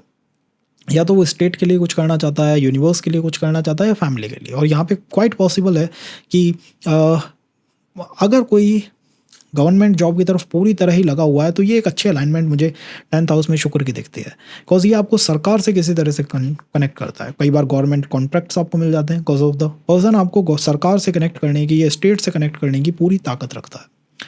Now this Venus is in the 10th। अब एफर्ट अगर आप दोगे तो होगा क्या, ये कौन सा त्रिकोण है, ये है अर्थ त्रिकोण। अर्थ त्रिकोण का फाइनल है, अर्थ त्रिकोण में कैप्रिकॉन है, that is in the 10th। अगर कोई एफर्ट दिया जाएगा तो उसका इम्पैक्ट कहाँ आके पड़ेगा, फाइनेंस पे या फैमिली पे। उसका इम्पैक्ट आपकी सस्टेनेबिलिटी पे। कई बार रिलेशन आदमी को चोक करके रख देते हैं, आपको बिल्कुल पकड़ लेते हैं, तो उसका पूरा प्रभाव जो है आपके पूरे इकोसिस्टम पे आएगा। आप अपने पर्सन के साथ मिलते हैं, एक नया इकोसिस्टम बिल्ड करते हैं जिसमें सब कुछ न्यू है, सब कुछ रिफाइंड है। जैसे ही वो जाएगा आपका पूरा इकोसिस्टम आपको लगेगा कोलैप्स कर रहा है। तो sometime the person is not worried about कि पर्सन चला गया, वो वरीड इसलिए कि मेरे फाइनेंस की जो आवक है कहीं ना रुक गई हो, कि अब जीवन उस तरह से नहीं जिया जा सकता जैसे पहले चल रहा था। तो ये उसे महसूस होने लगता है कि मेरा तो पूरा का पूरा जो इस इकोसिस्टम था जो मुझे सपोर्ट कर रहा था वही चला गया है। तो यहाँ आपका एफर्ट आपके इकोसिस्टम पे बहुत इंपॉर्टेंट गहरा प्रभाव डालेगा। यहाँ मूव ऑन उस समय कठिन हो जाता है जब पर्सन जस्ट अपने इकोसिस्टम में खो गया है। उसको ये समस्या है कि अगर बिजनेस में है तो भाई अब इनकम का कुछ समस्या आ गई, अगर वैसे जॉब में है तो भाई अब प्रेशर ज़्यादा आने लगा है, कोई ना कोई प्रॉब्लम उसे इस तरह की महसूस यहाँ ज़्यादा होती है। काम त्रिकोण है, काम त्रिकोण का भी लास्ट त्रिकोण है। 3, 7, 11 एक काम का त्रिकोण है जिसमें 11 नंबर जो है, 11th हाउस जो है वो अंतिम काम त्रिकोण है। यहाँ पर इच्छाओं को फाइनलाइज किया जा रहा है कि अब क्या रखना है, क्या छोड़ देना है, क्या रखना है, क्या छोड़ देना है। यहाँ पर एफर्ट पर्सन अपनी तरफ से डालने की पूरी कोशिश करता है, बट एक थकावट आपको देखने को मिलेगी बिकॉज वीनस अब राइजिंग के आसपास आने लगा है। अब वो 10th हाउस से भी आगे निकल आया है, उसने अपनी तरफ से मैक्सिमम इनपुट्स डाल दिए हैं। अब यहाँ एक थकावट आती है। तो अगर ऐसा पर्सन आपको मिलता है जो कि भाई एफर्ट ऑल द टाइम, जिसको एफर्ट चाहिए, भाई एफर्ट दो एफर्ट दो एफर्ट दो, तो यहाँ बहुत अच्छी उसके साथ ट्यूनिंग नहीं चलती, बिकॉज एक थकावट है इस प्लानट के अंदर। ये अब राइजिंग स्वयं अपने धर्म की तरफ लौटने लगा है, ये अपने धर्म की तरफ लौटने लगा है। ये चाहता है कि लोग इसे समझे, ये चाहता है कि ये पर्सन जिनके वीनस 11th हाउस के अंदर होगा वो ऐसा ऐसा चाहेंगे कि लोग उनके वीनस को समझे, उनके स्वयं को समझे, उनके धर्म को समझे कि वो औरों के साथ क्या कनेक्ट बनाना चाहते हैं, रादर दैन उनसे ऑल द टाइम एफर्ट डलवाते रहें या एनर्जीज इन्वेस्ट करवाते रहें या उनके बैंक बैलेंस को जज करते रहें। लेकिन यह पर्सन ऐसा हो सकता है जिसकी डिज़ायर्स जो हैं वो काफ़ी ज़्यादा आपको अपर वाइब्रेशन की मिलेंगी, जो कि ज़्यादा इच्छाओं को अपने अंदर समाहित करके बैठा हो कि मेरी इच्छाएं काफ़ी हैं, और उसमें भी आपके इकोसिस्टम से उसका बहुत ज़्यादा लिंक है। वो आपके इकोसिस्टम को बहुत बहुत बहुत बारीकी से देखना चाहता है, वो समझना चाहता है कि कैसे तो आप एनर्जीज इन्वेस्ट करते हो किसी वर्क के अंदर, इन द सेकंड इज कैसे आप अपने बैंक बैलेंस को, अपने अपने जो भी गेन्स आपको मिलते हैं उन्हें कैसे मैनेज करते हो, एंड द थर्ड इज़ जैसे मैंने आपसे कहा D9 जो है, नवमांश कुंडली जो है, वो उसके पीछे की, उसके बिहाइंड की इंटेंशन को दिखाती है, बिहाइंड की फीलिंग को दिखाती है कि इसके पीछे कौन सी फीलिंग चल रही है। और 11th हाउस में कौन सी फीलिंग है? मित्रों की फीलिंग है। इसमें आपको फ्रेंडशिप महसूस होती है, किसी के साथ मित्रवत व्यवहार, जो उसका फ्रेंड बन जाना है, ऐसा आपको 11th हाउस में महसूस होता है। 11th हाउस फाइनलाइज करता है डिजायर्स को, तो यहाँ टेस्ट चलते रहते हैं। शुक्र का इसमें आना इटसेल्फ दिखाता है कि कोई टेस्ट जो है वो कंटिन्यू होगा, यहाँ टेस्ट लिए जाएंगे। तो पर्सन जैसे ही आपके जीवन के अंदर आएगा, सारी बातें सिमट के रह जाएंगी 11th हाउस के अराउंड, और वो पर्सन आपके फाइनेंसेस के ऊपर, आपके बैंक बैलेंस के ऊपर बहुत इंपॉर्टेंट रोल, डेंट या फिर पॉजिटिव रोल प्ले करने वाला है, या तो वो इंक्रीज करने वाला है, और अगर एक मैलेफिक पर्सन है या कोई मैलेफिक प्लैनेट और है इसके साथ में, तो वो उसमें लोअर करने वाला है। उसकी वजह से कुछ अपॉर्चुनिटीज़ हाथों से निकल सकती हैं, स्लिप कर सकती हैं कि यार कुछ अवसर थे बट स्विच हो गए, निकल गए। ये कहाँ महसूस होता है? Venus is in the 11th of the D9 chart. ये यहाँ महसूस होता है कि अवसर निकल गए इस पर्सन की वजह से, या अवसर आ गए मेरे जीवन में, मुझे और अपॉर्चुनिटीज़ मिलने लगी हैं। जब मैनिफेस्ट की बात होती है ना, कैसे किसी चीज़ को मैनिफेस्ट किया जाए, मैनिफेस्टेशन उसमें कहाँ से आएगी? यहाँ वीनस से आएगी कि जैसे ही पर्सन आता है, मैं अवसरों की तरफ चलने लगता हूँ, मुझे नए अवसर मिलने लगते हैं, नई अपॉर्चुनिटीज़ मेरे जीवन में आने लगती है। कैसे लुक्स एंड ऑल हो सकते हैं? वेल 11th हाउस हर चीज़ में गेन, हर चीज़ को अपर पे लेके चलता है। तो लुक्स में यहाँ कोई कमजोरी मुझे नहीं दिखाई देती। अपर हैंड हो सकता है आपका पर्सन आपसे भी अपर हैंड रख के बैठा हो, वो लुक्स में या अट्रैक्टिव, उसका कैरिश्मेटिक आउटलुक जो हो सकता है कि और अपर हैंड रख के बैठा हुआ हो। तो ये एक स्ट्रॉन्ग फीलिंग है जो हमें 11th हाउस से मिलती है। क्वाइट पावरफुल, बहुत पावरफुल एनर्जी जो है 11th हाउस से एमिट होती रहती है ऑल द टाइम। लेकिन द माइंड गेम्स और द क्वेश्चंस और माइंड गेम, ये समझ के रख लीजिए, अगर आपका पर्सन कुछ समय में नहीं समझा और वो आपको समझने की जगह आपके बैंक बैलेंस, आपके एसेट्स, आपके स्टेटस, इनमें ही लगा रहा, उलझा रहा, तो वो संबंध एक पॉइंट पे आके ड्रॉप खाएगा ही खाएगा। यहाँ आपका पर्सन उसको ट्रिगर कर रहा है, उस हाउस को बार बार ट्रिगर कर रहा है, और जैसे ही वो एफर्ट देता है, उसका कोई भी एफर्ट जो होगा वो क्या देगा? उसका कोई भी एफर्ट आपको नई नई इच्छाएं बिल्डअप करने लगेगा आपके माइंड में। और कई बार होता है ना पर्सन की भाई मैं चाहता हूँ कि मुझे खुद को जानूँ, द पर्सन इज एक नई इच्छा, एक नई डिज़ायर, एक नई डिज़ायर, एक नई डिज़ायर। ये एक बहुत बड़ी समस्या यहाँ पे बन जाती है। केवल डिवाइन ब्लेसिंग से, only by the divine blessings और by the blessing of your guru, ये संबंध जो है वो मैरिज में टर्न हो पाते हैं। अगर आप इस फेयर में लग गए, इस इकोसिस्टम में उलझ गए कि भाई उसकी डिज़ायर्स, कि बस ये उसकी डिज़ायर कंप्लीट करनी, वो डिज़ायर कंप्लीट करनी, और आपको लगता है कि वो कहीं टर्न हो जाएगा, वो होगा नहीं। बिकॉज आपका पर्सन जैसे ही एफर्ट देता है वो आपसे 5th हाउस को एक्टिवेट करता है। तो वीनस 11th में बैठा है, इससे जो 5th बना है वो 3rd है, और जैसे ही 3rd एक्टिवेट होगा, नई नई इच्छाओं का अंत ना होना यहाँ एक सबसे बड़ी समस्या बन जाती है। एट द एंड या तो वो फ्रेंड जोन में उलझ जाएंगे, या फिर वो उसमें कुछ फ्रेंड की फीलिंग आपको लास्ट में आके वहीं जाके वो टिकना है। तो गुरु की ब्लेसिंग से ही वो मैरिज में टर्न होगा। And the D9 is all about the behind, curtain के बिहाइंड क्या चल रहा है। तो यहाँ कर्टेन के बिहाइंड में या तो माइंड गेम्स चल रहे हैं या डिलेमा चल रहा है। हर टाइम एक डिलेमा जो है वो बना रहेगा, और एक पर्सन 11th हाउस में अगर वीनस हो तो वो टू द मैक्स अपनी तरफ से कोशिश करता है, बट फिर लास्ट में वही डिलेमा, वही क्वेश्चन आ जाता है जो पहले था, जो स्टार्ट में था वही लास्ट में आएगा। ईश्वर की तरफ चला जाए सब कुछ छोड़ छाड़ के, या आप खुद इसमें और उलझा जाए, ये एक समस्या है। और हो सकता है कि पर्सन आप ना डिसीजन ले, आपका पर्सन डिसीजन ले जाए। डिपेंड करता है ना ज़ोडिएक साइन कौन से हैं, और D1 और D9 का वीनस कैसे लिंक हो रहा है, बट उनको भी हम समझेंगे अगले सेशन में। लाइक मास्टर कर लेंगे हम नवमांश को किसी तरह से। अगर 12th हाउस में आ गया तो 12th हाउस का शुक्र is all about, 12th house क्या है? लिबरेशन है, मुक्ति। यहाँ पे वीनस आते ही सारी बातें आपकी, आपके स्पाउस की, पार्टनर की, जो भी पर्सन जीवन में आएगा उसकी बातें 12वें भाव में सिमट जाएंगी। लिबरेशन, मुक्त कैसे हुआ जाए, हर चीज़ से लिबरेशन। या तो आप उसके जीवन में ये एनर्जी सेंड कर रहे हैं या वो आपके जीवन में ये एनर्जी सेंड कर रहा है। लिबरेट, इस चीज़ में एक समस्या, इससे कैसे निकला जाए, ये हमें करना है यहाँ पे 12th हाउस में। ये महसूस होता रहेगा ऑल द टाइम, कैसे लिबरेट होना है, कैसे समस्याओं से निकलना है, इस चीज़ के अंदर कैसे एक लिमिट लानी है, कैसे इन प्रॉब्लम्स को सॉल्व करना है। हर प्रॉब्लम्स को सॉल्व करने वाले बन जाएंगे आप, आपको पता भी नहीं लगेगा कब आप सामने वाले के जीवन की सारी समस्याओं को सॉल्व करने लग गए या वो आपके जीवन की समस्याओं को सॉल्व करने पे आ गया। और यहाँ पर्सन थक जाता है, यहाँ थकावट आ गई है उसके पास। वीनस ने एक लंबी यात्रा तय कर लिया, वो राइजिंग में आना चाहता है, स्वधर्म, स्वयं की तरफ लौटना चाहता है, अपने आप से कनेक्ट कराना चाहता है। तो यहाँ पर्सन या तो खुद के ऊपर एक्सपेंडिचर करता है, ये एक समस्या बन जाती है कि सामने वाले पे आप नहीं कर रहे हैं या सामने वाले को उतना फोकस या लाइमलाइट नहीं दी जा रही है, खुद के ऊपर खुद से ज़्यादा कनेक्ट पर्सन बनाने की कोशिश करता है। समटाइम्स 12th हाउस में शुक्र हो या मून हो या कोई स्ट्रॉन्ग प्लैनेट आगे बैठ गया तो पर्सन जस्ट मैं खुद से कनेक्ट बना लूँ पहले, और इसकी वजह से या तो वो ईश्वर के प्रति डिवोटेड रहता है या फिर वो मैरिज के अंदर देरी आती रहती है। The Rahul Gandhi start the Venus sitting in the 12th house, the same area.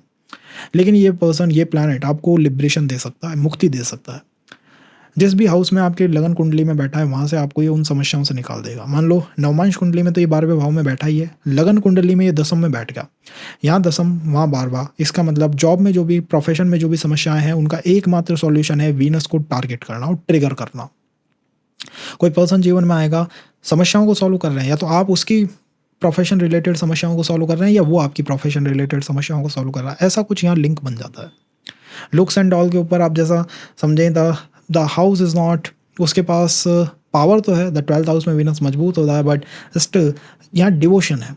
तो डिवोटेड अगर आप किसी के प्रति हैं, इसका मतलब है कि चाहे वो लुक्स एंड ऑल का कोई यहाँ बहुत मैटर करना मुझे इतना नहीं दिखाई देता, जस्ट लाइक डिवोटेड होता है पर्सन को। थकावट आ गई है उस प्लैनेट में, उसका बेस्ट ये है कि कोई मुझे बस समझ ले, मेरा संबंध जिससे बने वो मुझे समझ ले, मैं उसके जीवन का एक प्रॉब्लम सॉल्विंग पर्सन ना बन जाऊँ कि समस्या आई, सॉल्व करा और वो पर्सन डिसअपियर।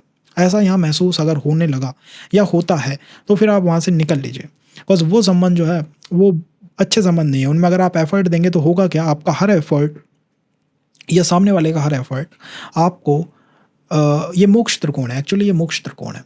तो 12th हाउस का संबंध बनता है 4th भाव से। तो जितना आप एफर्ट देंगे उतना आप उसके इमोशनली तो करीब हो सकते हैं, उसके हाउस एंड ऑल के करीब हो सकते हैं, उसका परिवार जैसा होता है ना कि एक होम जैसी, घर जैसी फीलिंग किसी के साथ महसूस होना, वो हो सकता है। बट विदाउट जो ग्रुप ब्लेसिंग्स आती हैं या जो अरेंज मैरिज एंड ऑल होता है जिसमें जुपिटर आपको चाहिए, वो सारी चीज़ों को बहुत ज़्यादा स्पॉइल्ड तरह से बना देता है। एंड द रीज़न इज़ आप जो एफर्ट देते हैं वो उस हाउस से 5th हाउस उसको रिप्रेजेंट करता है जो आपने एफर्ट दिया है। लेकिन गुरु भी तो कुछ करेगा ना, गुरु की भी तो ब्लेसिंग्स आती हैं कि भाई मैंने तो गुरु बना लिया। खुद एफर्ट दे रहे थे तब तक ठीक था, खुद चीज़ों में लग रहे थे तब तक ठीक था। जैसे ही आपने गुरु बनाया या चीज़ें ओपन हुई, आपने जुपिटर को ले आया कहीं से खींच के, अब आपने उस हाउस से 12th हाउस से 9वें भाव को एक्टिवेट कर दिया जो कि अष्टम में पड़ता है। ये बहुत कॉम्प्लिकेटेड है, navamsha chart is not that easy. ये आप बस उसके उठाया प्लैनेट को और कहीं भी आपका मैनिफेस्टेशन बिगड़ जाएगा। आपका पर्सन, आपको पता नहीं लगेगा कौन सी एनर्जी आप ले आए और क्या उस पर्सन ने एक्टिवेट कर दिया। आपको ये पता नहीं लगेगा कि इसकी जीवन में मैं बस एक प्रॉब्लम सॉल्वर बन के रह गया। 5 साल अगर किसी के जीवन के प्रॉब्लम्स को सॉल्व करोगे और आपको ये चाहिए कि आपका स्वयं का विकास हो जाए, तो वो संभव नहीं है। सुनने में बहुत अच्छा लगता है, मैं किसी की प्रॉब्लम सॉल्व करूँ और मेरा स्वयं का विकास हो जाए, वो संभव नहीं है। हाँ, अगले जन्म में फिर वो हो जाएगा, वो वीनस उठ के लगन में आ जाएगा, फिर क्या होगा कि सब कुछ आपके अनुसार मूव होने लगेगा। अगर हम इस चीज़ को नहीं समझे तो जस्ट गोना लूज, हम कुछ खो देंगे। तो हमें ये समझना होगा, चाहे इसमें एफर्ट लगे, चाहे इसमें इनिशिएटिव्स देने हों, ताकि हम एक अच्छा जीवन यापन कर पाएँ। तो ये इस तरह से वीनस 12th हाउस में चलता है। लुक्स के बारे में मैंने आपको बताया, डिवोटेड होकर चलना चाहिए। डिवोटेड यहाँ पर्सन रहता है, लाइक डिवोटेड है, उसको फ़र्क नहीं पड़ता, उसको उसकी समस्या कोई सॉल्व कर दे और वो किसी की समस्या सॉल्व कर दे, एंड ईश्वर के प्रति डिवोशन रहे। लुक्स एंड ऑल सही होते हैं, ज़्यादा आपको उसमें खराबी नहीं देखने को मिलेगी। बट द इन-लॉज फैमिली वो आपको ऐसी देखने को मिलेंगी जो या तो आपको समझ सकें या जिनके सामने आप बिल्कुल भी झूठ नहीं बोल सकते, उनको प्ले नहीं किया जा सकता, वो आपको समझ सकें, ऐसा कोई पर्सन आपको देखने को मिल सकता है इस अलाइनमेंट में। So this is for Venus and we will cover more in upcoming sessions, to be connected.